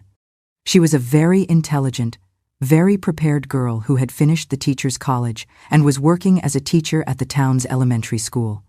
She had all the necessary qualities to be an excellent religious sister and had spoken many times of her desire to dedicate her life to the service of God. But just as had happened with Laura, she suddenly changed her plans completely. When I asked her what had happened to her religious vocation, she told me that Father Michael had guided her to realize that she was confusing a natural devotion with a true call from God. He explained that my true vocation was to be a wife and mother. Patricia told me that Mr. Ruiz was a very good man who needed a virtuous wife, that together we could form an exemplary Catholic family. Again, they were exactly the same arguments, the same explanations, the same guidance I had received.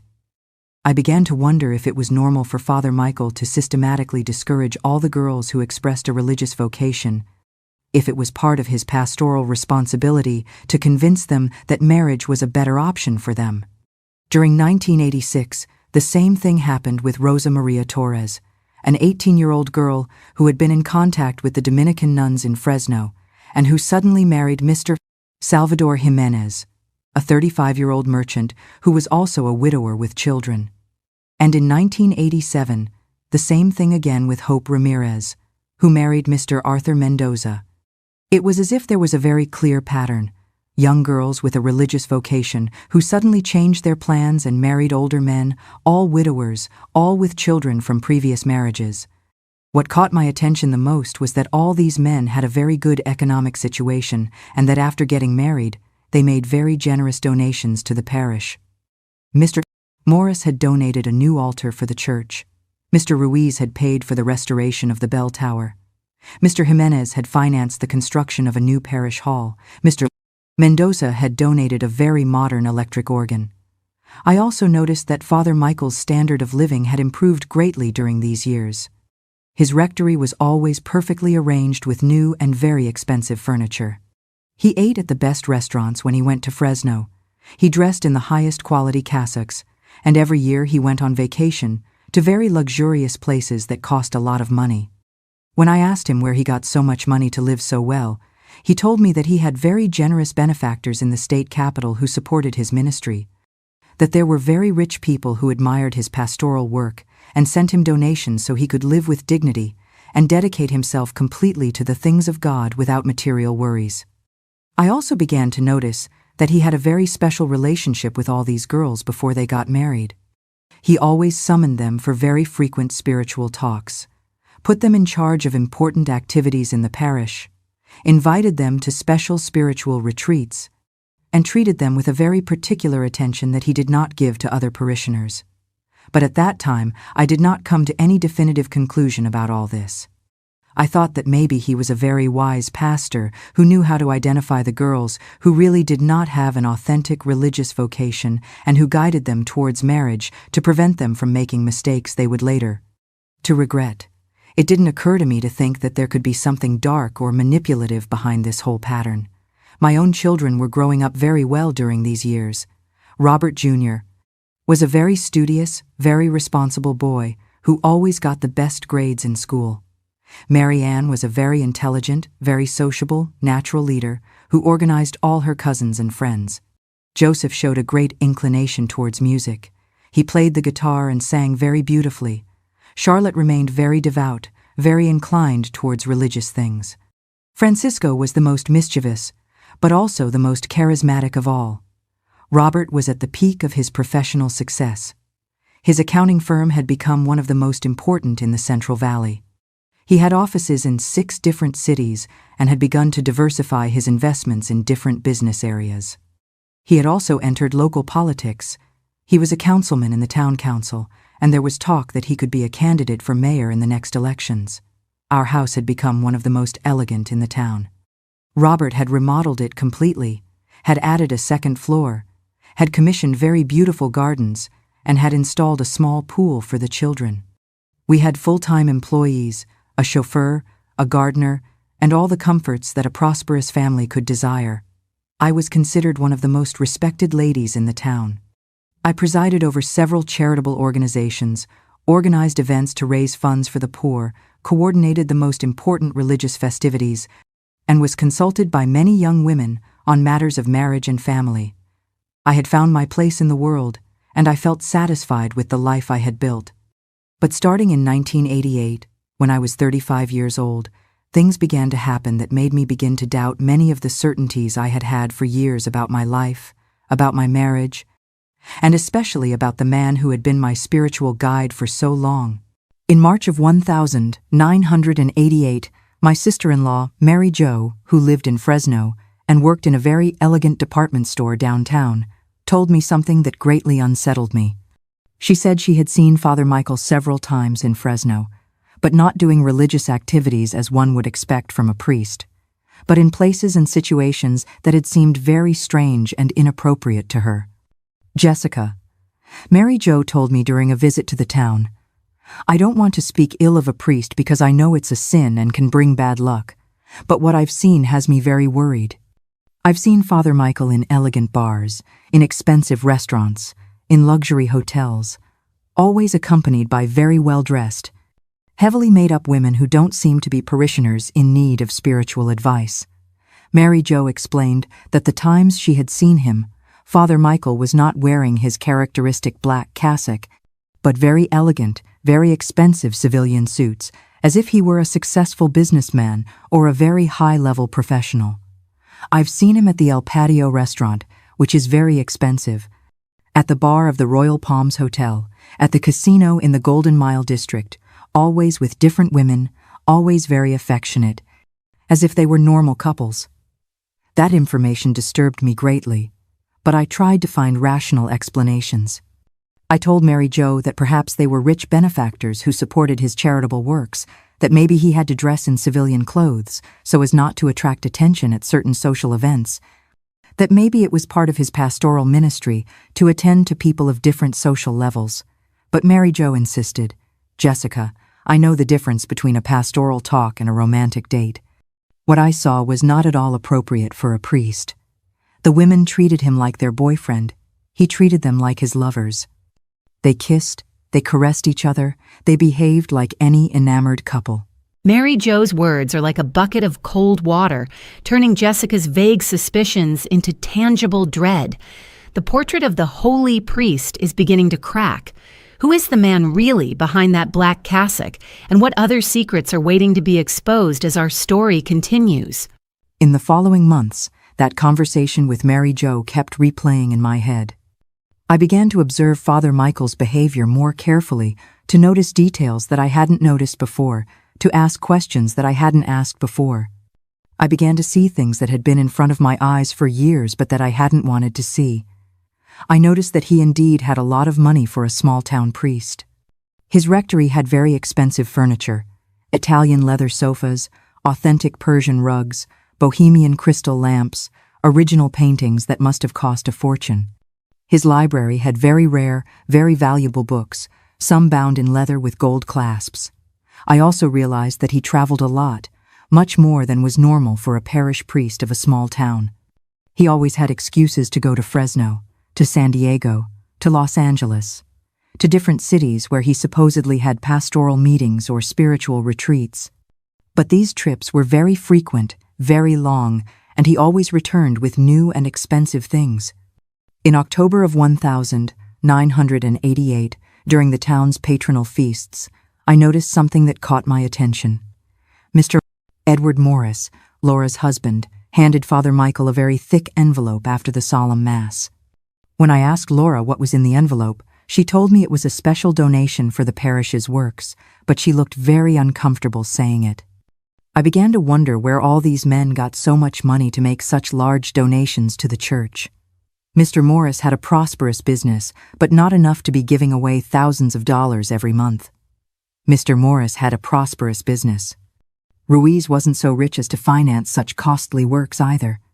All these men lived modestly in their homes, but apparently they had a lot of money available to help the parish. In 1989, something happened that opened my eyes more to what was really happening. My brother Frank, who was now a mechanic and had his own workshop, told me that he had seen Father Michael several times on the highway to Fresno, driving a very luxurious car that was not the parish's official vehicle. "Jessica," Frank told me, "Father Michael has a brand new, very elegant Buick with Los Angeles license plates. It's not the car he uses here in town. It's a different one he drives when he goes to Fresno. It seems very strange to me that a priest has two cars, especially one so expensive." That information unsettled me a lot because I knew that the parish budget was not enough to maintain two vehicles, especially one so luxurious. I began to suspect that Father Michael had sources of income that had nothing to do with his priestly ministry, but I still couldn't imagine what it was exactly. In 1990, something happened in my personal life that made me start to question many things I had taken for granted for years. My mother fell ill with stomach cancer, a very aggressive disease that consumed her quickly.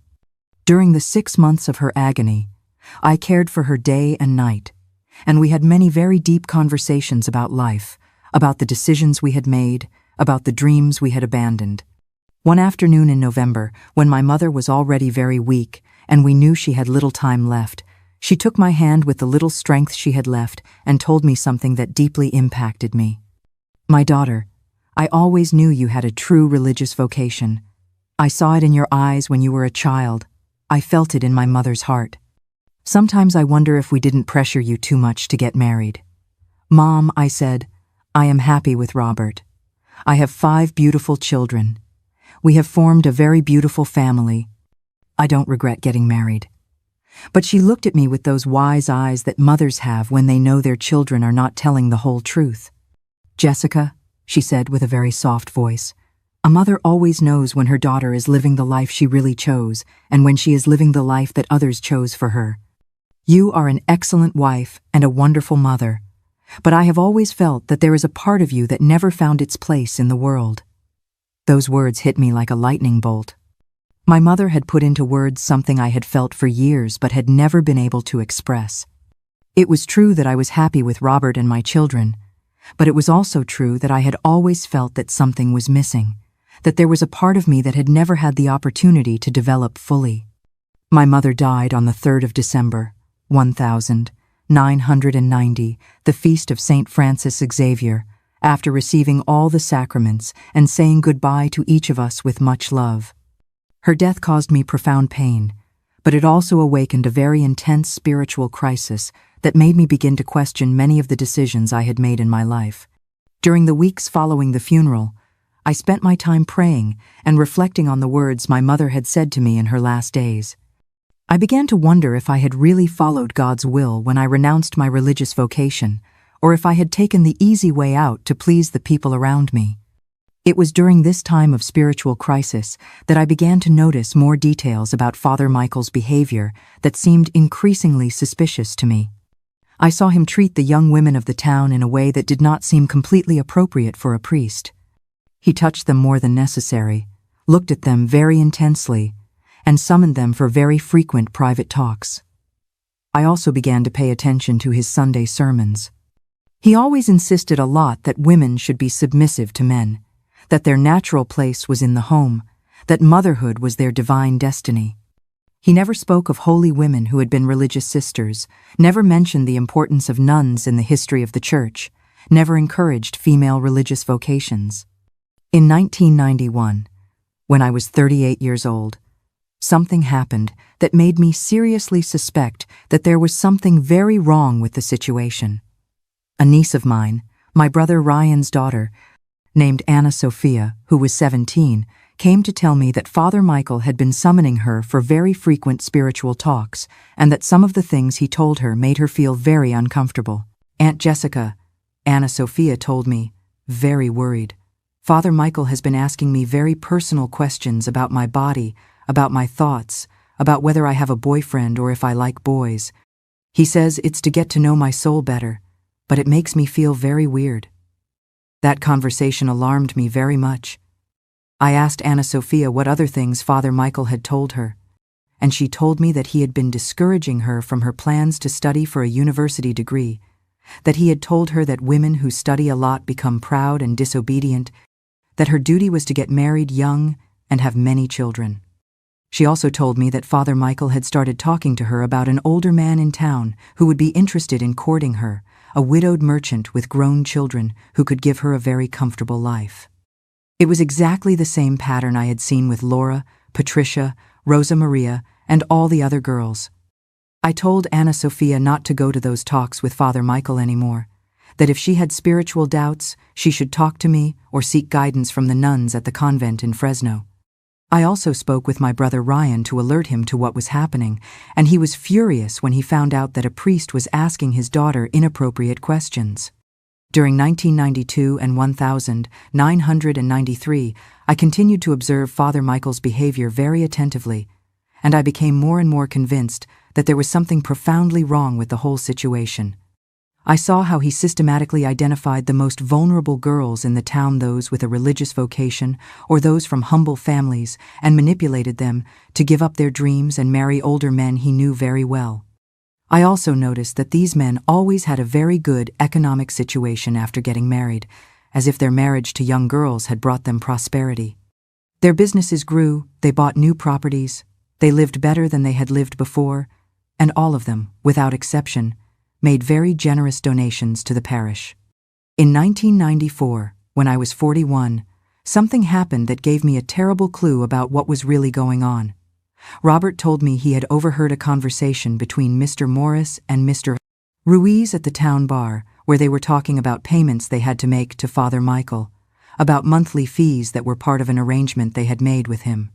"Jessica," Robert told me, very worried, "I didn't quite understand what they were talking about, But it seemed as if these men were paying Father Michael money for something that had nothing to do with religious donations. They spoke as if it were a business, as if they had a debt with him that they had to pay every month. That information terrified me because it confirmed the suspicions I had been having for years. I began to think that perhaps Father Michael was charging these men money for finding them young wives, that perhaps he had turned his pastoral ministry into a kind of arranged marriage business. But I needed more evidence before reaching any definitive conclusion. I couldn't accuse a priest of the Catholic Church of something so serious without being completely sure of what I was saying.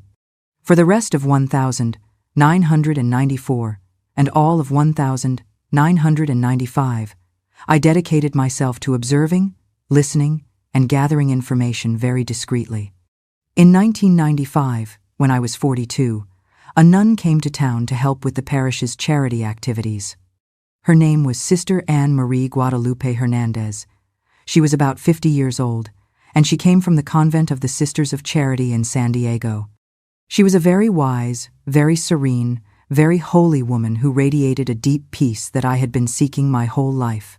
From the moment I met Sister Anne Marie, I felt a very special connection with her. She was exactly the kind of woman I had dreamed of being when I was young, completely dedicated to God, radiant with spiritual happiness, useful to society through her service to the most needy. When I saw her working with the poor, when I heard her pray, when I observed the peace she had on her face, I felt a pang in my heart because I saw in her the Jessica I could have been. Sister Anne Marie stayed in the town for a full year, and during that time we had many deep conversations about faith, about vocation, about the meaning of life. Little by little, I developed enough confidence to tell her about my frustrated religious vocation, about how Father Michael had convinced me that marriage was better for me, about the doubts I had had for years. "Jessica," Sister Anne Marie told me after listening to my whole story with great attention, "what you're telling me worries me very much. No authentic priest should discourage a genuine religious vocation. Their job is to help young women discern if their call is real, not to convince them to marry against their will." She explained that when a girl expressed a desire for religious life, the normal thing was for the priest to put her in contact with experienced religious sisters who would guide her, who would help her get to know different orders and charisms, who would accompany her in a discernment process that could last several years. He should never pressure her to change her mind or to marry someone specific.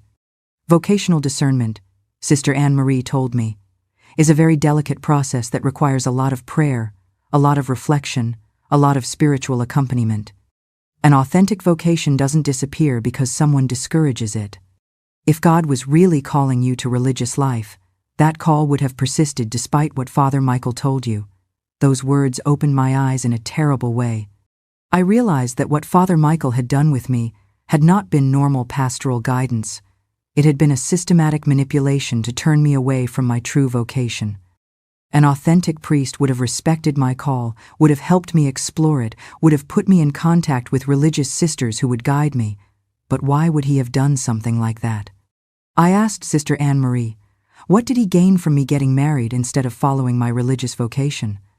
Sister Anne Marie became very thoughtful for a long moment and then said, "Jessica, there are men who use their religious position to manipulate people for personal gain. I dare not accuse anyone without evidence, but what you tell me does not sound like the behavior of a genuine pastor."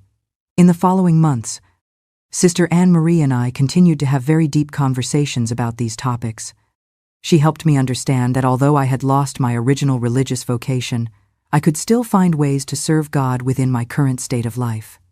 She also helped me process the pain and confusion I had felt for years without understanding exactly where they came from. In November of 1995, shortly before Sister Anne Marie returned to her convent in San Diego, she told me something I will never forget. "Jessica, if you ever discover that this man really manipulated you to destroy your vocation, don't forget that God can bring good even out of the most terrible situations. Your children are a blessing, your marriage has beautiful aspects, and you have the wisdom that comes with age to protect other young women from going through what you went through." When Sister Anne Marie left town in December of 1995, I was left with a terrible certainty. Father Michael had destroyed my religious vocation for some reason that I still didn't fully understand, but that had to do with personal benefits he had obtained from my marriage to Robert. During 1996 and 1997, I began to investigate Father Michael's behavior more systematically. I spoke discreetly with Laura, Patricia, Rosa Maria, and other women who had gone through experiences similar to mine. They all told me almost identical stories: a discouraged religious vocation, an arranged marriage with older men, guidance talks that had actually been manipulation sessions. I also began to investigate the parish's finances more carefully. Since I helped with the charity activities and had access to some records, I could see that there were many inconsistencies. Money that came in and didn't appear documented, donations that were supposedly made but had no receipts, expenses that had no justification. In 1998, when I was 45, something happened that gave me a very important clue about the true nature of Father Michael's activities. Robert told me that he had seen Father Michael in Fresno in a very elegant restaurant, accompanied by a very beautiful woman, much younger than him, who was obviously not a parishioner in need of spiritual advice. "Jessica," Robert told me, very confused, "I don't want to speak ill of a priest, but what I saw didn't seem appropriate at all. They were at an intimate table, holding hands, looking like an enamored couple. The woman was blonde, very well dressed, with expensive jewelry, about 30 years old. When I asked Robert if he was sure it was Father Michael, he said yes, that he had seen him perfectly well and there was no doubt it was him. He described the woman in great detail: blonde, tall, very elegant, with an expensive dress and jewelry that shone brightly. Robert thought that maybe she was a rich benefactor who supported the parish's works, but I already had my suspicions that it was something very different. That night I couldn't sleep, thinking about what Robert had told me. If it was true that Father Michael had a romantic relationship with a woman, it meant that he was gravely violating his priestly vows. But it also meant that his whole life was a lie, that his entire pastoral ministry was a sham, that all his spiritual guidance had been the manipulations of an impostor. In the following months, I began to ask very discreet questions among people who frequently traveled to Fresno. Several confirmed that they had seen Father Michael in places and situations that did not seem appropriate for a priest. He was always very well dressed, always accompanied by elegant women, always behaving like a prosperous, secular man. In 1999, my sister-in-law, Mary Jo, gave me information that confirmed my worst suspicions. She told me that she had been discreetly investigating Father Michael because the things she had seen seemed very suspicious, and she had discovered that he had several different identities that he used in different cities. "Jessica," Mary Jo told me during a visit to the town, "I've been asking around at different hotels and restaurants in Fresno, and I've discovered that Father Michael registers with false names. At the Royal Palms Hotel, he's registered as Michael Serrano, a merchant. At the Quinto Real Hotel, he uses the name Angel Salinas, an accountant." That information completely shattered me. If Father Michael was using false identities, it meant that his entire life was an elaborate lie. Not only was he violating his priestly vows, but he was probably a complete imposter who had been deceiving our community for decades. Mary Jo also told me that she had spoken with employees of these hotels and that they had all confirmed that this man frequently stayed there accompanied by different women, that he paid in cash very large amounts of money, and that he lived like a millionaire who had no economic worries. The most terrible thing, Mary Jo told me, is that one of the women he stays with told a hotel maid that her husband was a very successful businessman who had companies in several states. She thinks she's married to him. She doesn't know he's a priest. During the year 2000, I continued to gather more evidence about the activities of the false Father Michael. Every new piece of information I got was worse than the last. Not only did he have women in different cities, but he had apparently made them all believe that he was a single, successful man who wanted to marry them. I also discovered that he had been stealing money from the church's alms for all these years. The generous donations he received from the husbands of the girls he had manipulated were not voluntary donations, but mandatory payments for the service of having gotten them young wives. I realized that I had been part of a horrible network of exploitation and human trafficking. The false father Michael identified the most vulnerable girls, those with a religious vocation or those from humble families, convinced them to give up their dreams, and handed them over as wives to men who were willing to pay for the service. In 2001, when I was 48, I made the decision that I had to do something to stop this man. I could not allow him to continue destroying the lives of more girls, to continue stealing money from the church, to continue deceiving our entire community. But I knew I had to be very careful because it was a very serious accusation against a man who had a lot of power and respect in the town. The first thing I did was contact all the women who had been victims of his manipulations. One by one, I spoke with Laura, Patricia, Rosa Maria, Hope, and all the others. At first, they were very reluctant to talk because they were afraid of the consequences. But when I explained that we had all been through the same thing, they began to open up and tell their stories. All had been manipulated in exactly the same way. All had had an authentic religious vocation that had been systematically destroyed. All had been married to men who had made very large donations to the parish after the marriage. All had lived years of unhappiness without understanding why their lives had not turned out as they had expected. Throughout the year 2002, I worked intensely on gathering evidence against the false father Michael. With the help of the other victims, especially Laura, who was very brave and very determined, we began to document everything: dates, places, amounts of money, detailed testimonies of the manipulations we had suffered. I also got evidence of his activities in Fresno and other cities. Mary Jo helped me get photographs where he appeared with different women, hotel records where he stayed with false names, receipts from expensive restaurants where he spent huge amounts of money that an honest priest could not have. The most difficult part was getting evidence of his financial activities, but with a lot of patience and a lot of cunning, I managed to get access to some parish records that clearly showed that he had been stealing money for years. There were secret bank accounts, transactions that were not documented, donations that had never reached the church. In 2003, when I had enough evidence to act, I contacted a journalist from Fresno who specialized in investigating religious corruption. His name was Joaquin Ramirez. He worked for the newspaper The Fresno Herald, and he had experience investigating cases of corrupt priests in different parts of the state. Joaquin became very interested in our case when I explained everything we had discovered. He told me that he had investigated similar cases in other parts of California, that apparently there were networks of false priests who dedicated themselves to exploiting rural communities in different ways. Mrs. Miller. Joaquin told me after reviewing all our evidence, "This is much more serious than you imagine. This man is not just a corrupt priest. He is probably a complete imposter who was never legitimately ordained. The networks of false religious figures are a very serious problem in America, especially in small communities where people trust religious authorities blindly." Joaquin helped me get more evidence and connected me with other people who had had similar experiences in different parts of the country. I learned that there were many similar cases of men who passed themselves off as priests to exploit rural communities in different ways. Throughout 2004, I continued working on the case with the help of Joaquin and the other victims. Every month that passed, we discovered more evidence, more lies, more victims. It was like unraveling a very complicated skein, where every thread you pulled led you to discover new ramifications of the deceit. In 2005, I got one of the most important testimonies for the case.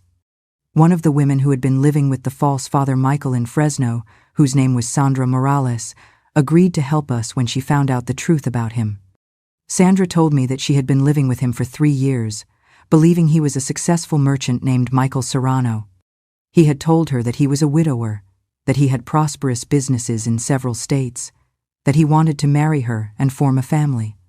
When she found out that he was actually a priest who had several women in different cities, she felt totally betrayed and deceived.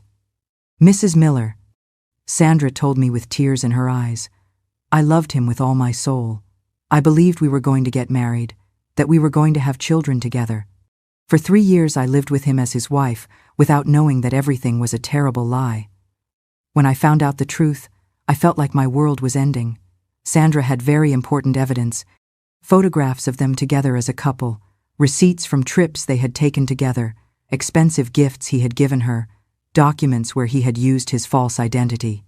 All of this was irrefutable evidence that the supposed Father Michael was leading a double life completely contrary to his priestly vows. In June of 2005, when I had been investigating the case for 4 years, I decided that I had enough evidence to act. But I wanted the exposure to be public, for the whole town to learn the truth, for the victims to receive justice, for this man to not be able to continue deceiving more people. I began to carefully plan how I was going to expose the whole truth. I wanted it to be at a time when there were many people present, when there were authorities who could act immediately, when the impact would be maximal so that the message would reach the entire region. I decided that the best opportunity would be during the town's patronal feast in September of 2006, when there would be people from many neighboring towns, when the civil and religious authorities would be present, when the false Father Michael would be celebrating the most important Mass of the year. During the months leading up to September, I coordinated all the details of my plan. I contacted the Bishop of Fresno to inform him of the situation and ask him to send an official representative to investigate. I also contacted the civil authorities so they would be present on the day of the exposure. I coordinated with Joaquin, the journalist, to be present with cameras and recorders to document everything. I also made sure that all the victims were prepared to give their testimonies and that Sandra was willing to come from Fresno to confront the man who had deceived her for years. On the 15th of September, 2006, after 35 years of having renounced my religious vocation because of his manipulations, after 4 years of investigating his crimes, after decades of living with the doubt of whether I had made the right decisions in my life, the moment I had been waiting for arrived, the moment to do justice. The church was completely full for the solemn Mass of the patronal feast. Not only had all the inhabitants of St. Genevieve come, but also people from neighboring towns, authorities from Fresno, merchants from all over the region. The false Father Michael was going to celebrate the most important ceremony of the year in front of the largest congregation he had ever had. Throughout the Mass, I was sitting in the front row with a large folder containing all the evidence I had gathered over the years. Next to me were Laura, Patricia, Rosa Maria, and the other victims, all prepared to give their testimonies. In the back were Joaquin with his cameras, Sandra, who had come from Fresno, and the authorities who had agreed to investigate the case. The false Father Michael celebrated a beautiful, very solemn Mass, speaking about the importance of faith, about the need to trust the pastors God had placed to guide the community, about the blessing of living in a town with solid Christian values. It was the most terrible irony, an impostor talking about the importance of honesty and faith. When the Mass ended and he was giving the final announcements, I got up from my place and walked towards the altar. Everyone fell silent because it was very rare for someone to interrupt at that solemn moment. The false Father Michael saw me walking towards him, and his expression changed completely, as if he had seen death approaching him. Silence falls over the entire church. 35 years of suppression, 35 years of a stolen life are all about to be laid bare in this very moment. The confrontation we have all been waiting for has finally arrived. Let's hold our breath to see if justice will be served, and if the truth is powerful enough to shatter the wall of lies that has been built so strong. Father Michael, I said in a loud voice so that the whole congregation could hear me, I have something very important to say in front of this whole community that has trusted you for so many years. He tried to stop me. He told me that this was not the appropriate moment, that we could talk later in private. But I had waited too many years for this moment of justice to arrive.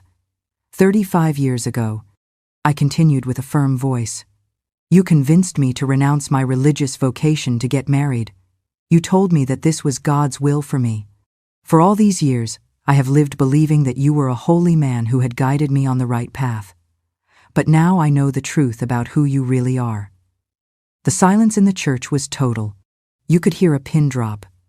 The false Father Michael was completely pale, trying to find words to respond, but I didn't give him time. The truth, I continued, raising my voice, is that you are not a priest of God. You are an imposter who has been deceiving this community for more than 30 years. You have been stealing money from the alms, living a life of luxury with multiple women in different cities, and destroying the religious vocation of young girls to sell them as wives to men who pay you for the service. At that moment, I took all the evidence out of my folder and began to show it to the congregation. Photographs from Fresno with different women, hotel records with false names, documents of secret bank accounts, written testimonies of the victims. Here is the proof of everything I am saying, I shouted with all the strength of my lungs. This man is a criminal disguised as a priest. The false Father Michael tried to deny everything. He said that I was crazy, that I had resentments about my married life, that I was inventing lies to damage his reputation. But at that moment, Laura, Patricia, Rosa Maria, and all the other victims stood up, and each began to tell her story.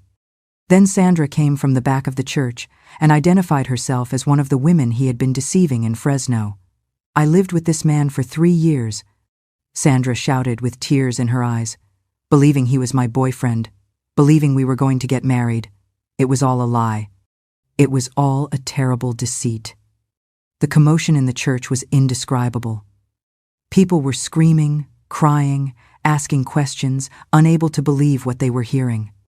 Some said we were liars. Others began to remember suspicious things they had seen over the years. Others were completely speechless from shock. The bishop's representative approached the altar and demanded that the false Father Michael respond to the accusations we were making. He asked him to explain the photographs, to justify the hotel records, to account for the money he had been handling. But the false Father Michael, instead of giving explanations, tried to escape. He ran down from the altar and headed towards the sacristy door. But Mary Jo was waiting for him there with more evidence and with a police officer we had contacted beforehand. He couldn't escape. They arrested him right there, in front of the entire community that had been venerating him for decades. When they took him away in handcuffs, I stood at the altar, looking at all the people who were in total shock. Many looked at me with hatred, as if I had destroyed something sacred. Others looked at me with admiration, as if I had done something very brave. But I felt neither hatred nor pride. I felt a deep relief, as if after 35 years I could finally breathe completely. Robert approached me and hugged me tightly. "Jessica," he said, "why didn't you tell me any of this? Why did you go through all this alone?" I explained that I had needed to be completely sure before acting, that I couldn't risk destroying a priest's reputation without irrefutable evidence. My children, who were now adults, also approached. They were confused, shocked, but they could see that I had done something very important and very difficult. Standing there amidst the chaos, I saw the broken faces and the shattered faith. I knew I had started a hurricane, but it was a necessary one to wash away the sickness that had festered in our town for decades. This wasn't about revenge, my dears. This was about reclaiming the truth for myself, and for all the women whose dreams had been stolen from them. Robert Jr., who was 32, told me, "Mom, this explains a lot. I always felt there was something in you that wasn't complete, as if you had lost something important a long time ago." The days that followed the exposure were very intense and very difficult. The town was completely divided between those who believed and supported us and those who thought we had made everything up to harm an innocent man. Many families fought, many friendships were broken, many relationships deteriorated. It was as if we had uncovered a very deep wound that had been infected for decades. But as the weeks passed, more evidence came to light that confirmed everything we had reported. The official investigation found more women in other cities who had been deceived by the imposter. They also found secret bank accounts with millions of dollars that he had stolen from different parishes over the years. It was discovered that the false Father Michael had been operating this scam in several states of the country for more than 25 years. He had not only deceived our community, but dozens of similar towns in California, Arizona, Nevada, and other states. It was a very sophisticated criminal operation that had ruined the lives of hundreds of women. The official church acted very quickly to minimize the damage to the institution. They sent a new, very young and very holy parish priest named Father Stephen Morales, who immediately began working to restore the community's trust. They also sent psychologists specializing in religious trauma to help all the victims. They established a special fund to financially compensate the families that had been swindled and organized special spiritual retreats to help the community heal from all the damage the impostor had caused. The Bishop of Fresno came to the town personally to ask for forgiveness for not having detected the false priest sooner. For me, the months that followed were a very deep emotional healing. For the first time in 35 years, I was able to truly process what I had lost when I renounced my religious vocation. I cried a lot. I felt a lot of anger, a lot of sadness, but I also felt a lot of relief knowing that my original instinct had been correct. My religious vocation had been authentic. My desire to serve God as a nun had not been a youthful confusion or a romantic illusion. It had been a real call that had been systematically destroyed by a criminal who took advantage of my naivety and my respect for religious authority. Robert was incredibly understanding and loving throughout this process. He supported me in everything, accompanied me to psychological therapies, hugged me when I cried, celebrated me when I felt strong. He told me that now he understood many things about me that he hadn't been able to comprehend before.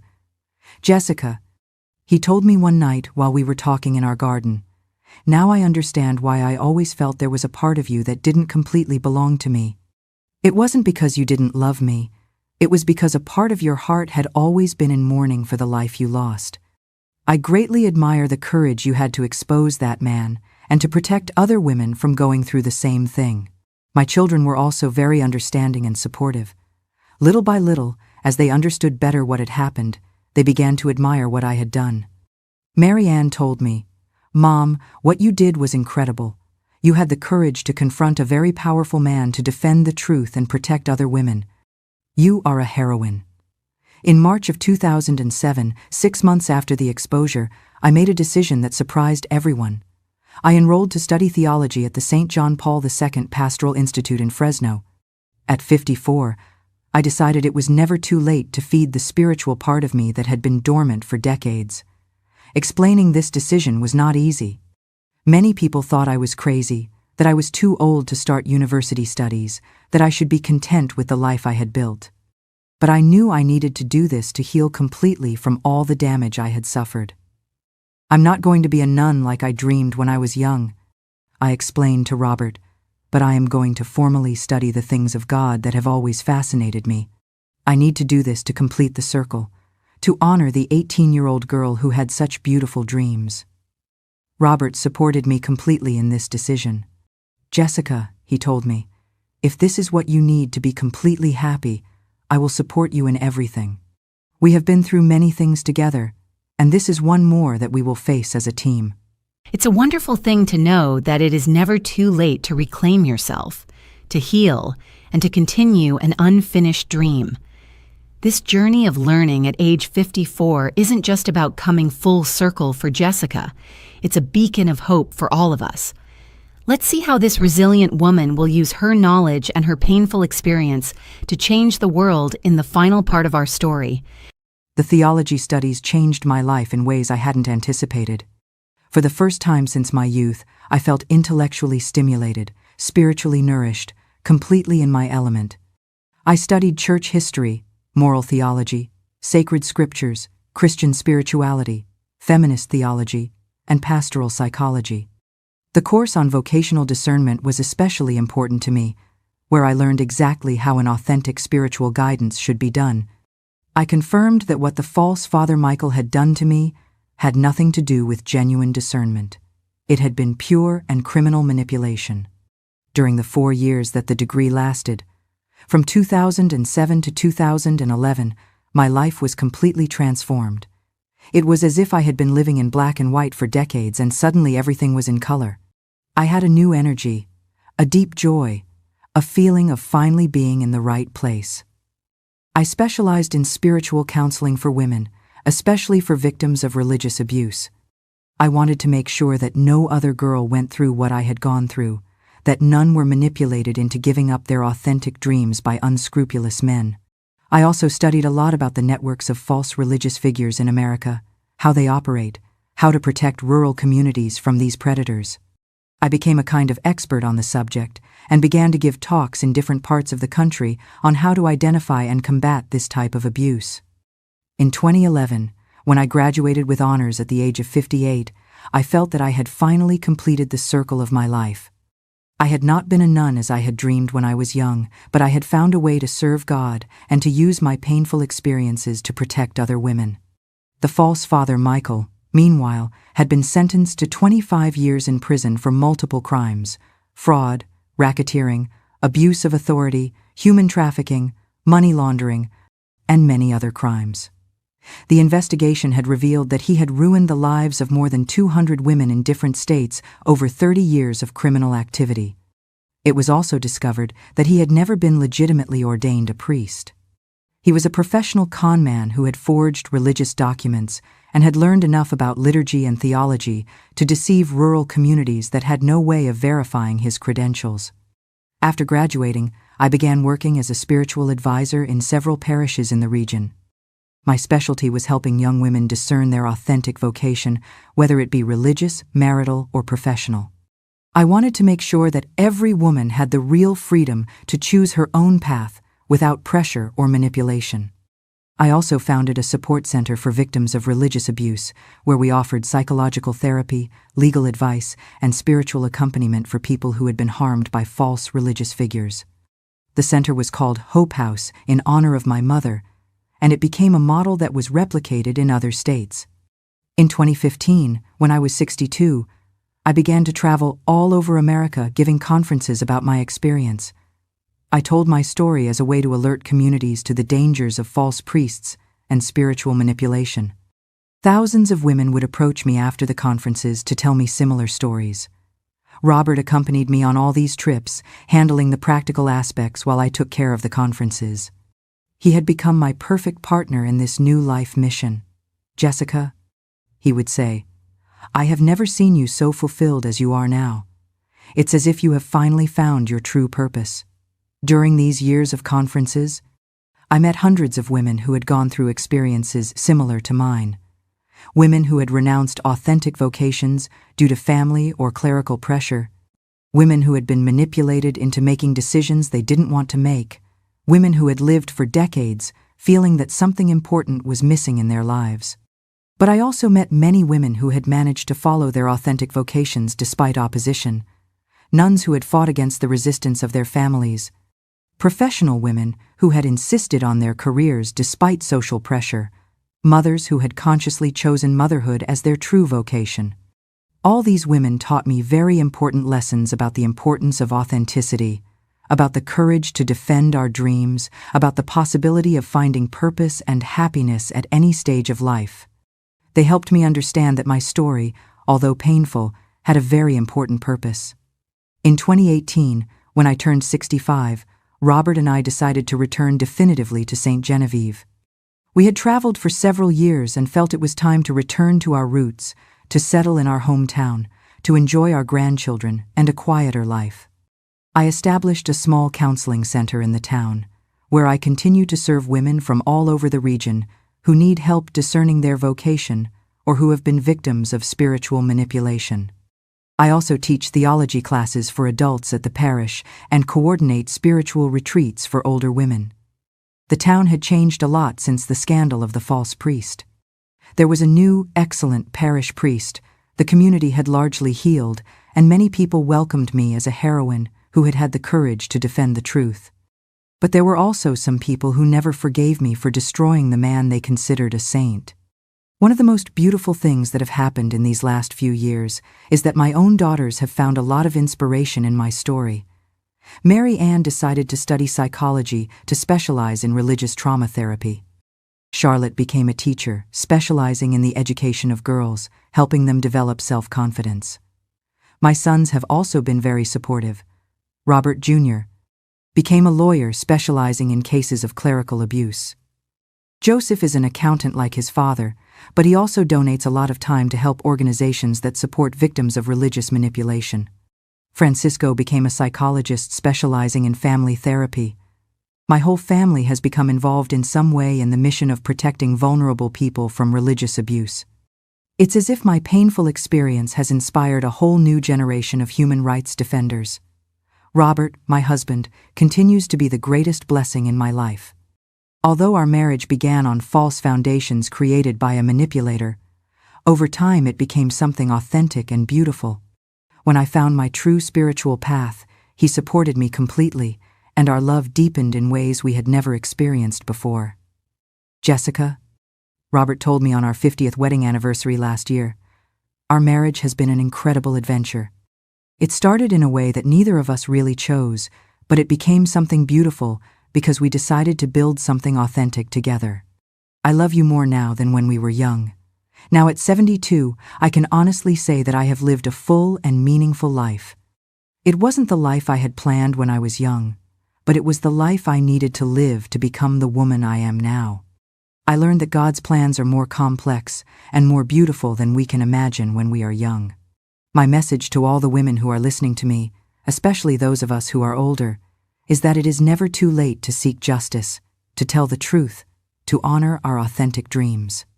No matter how many years we have lost living the life that others wanted for us, we can always reclaim our authenticity.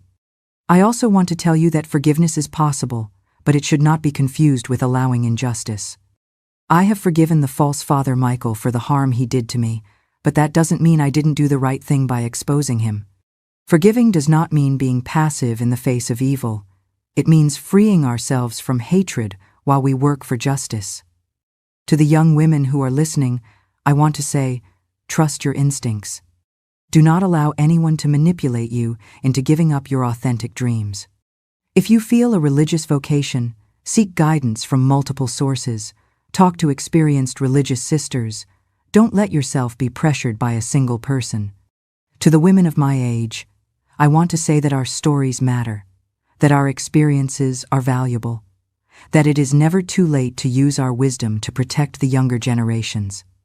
If we have lived through injustices, if we have kept secrets that could help others, it is time to speak. My dears, I want to end by telling you that after everything I have lived through, after all the sorrows and all the joys, after all the losses and all the encounters, I still believe deeply in the love of God. I believe that God weeps when we see injustice and do nothing. But I also believe that God celebrates when we find the courage to defend the truth. My life has been a testament that second chances exist, that it is never too late to find our authentic purpose, that eventual justice is possible when we have patience and determination.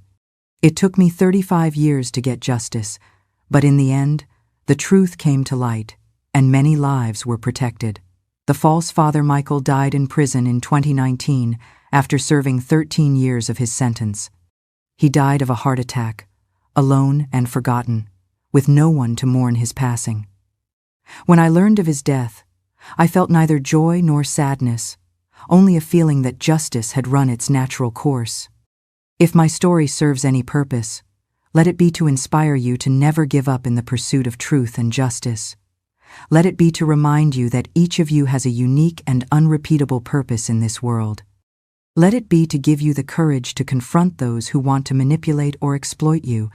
Before I say goodbye, if this story has touched you, I would be so grateful if you'd like this video and subscribe to the channel.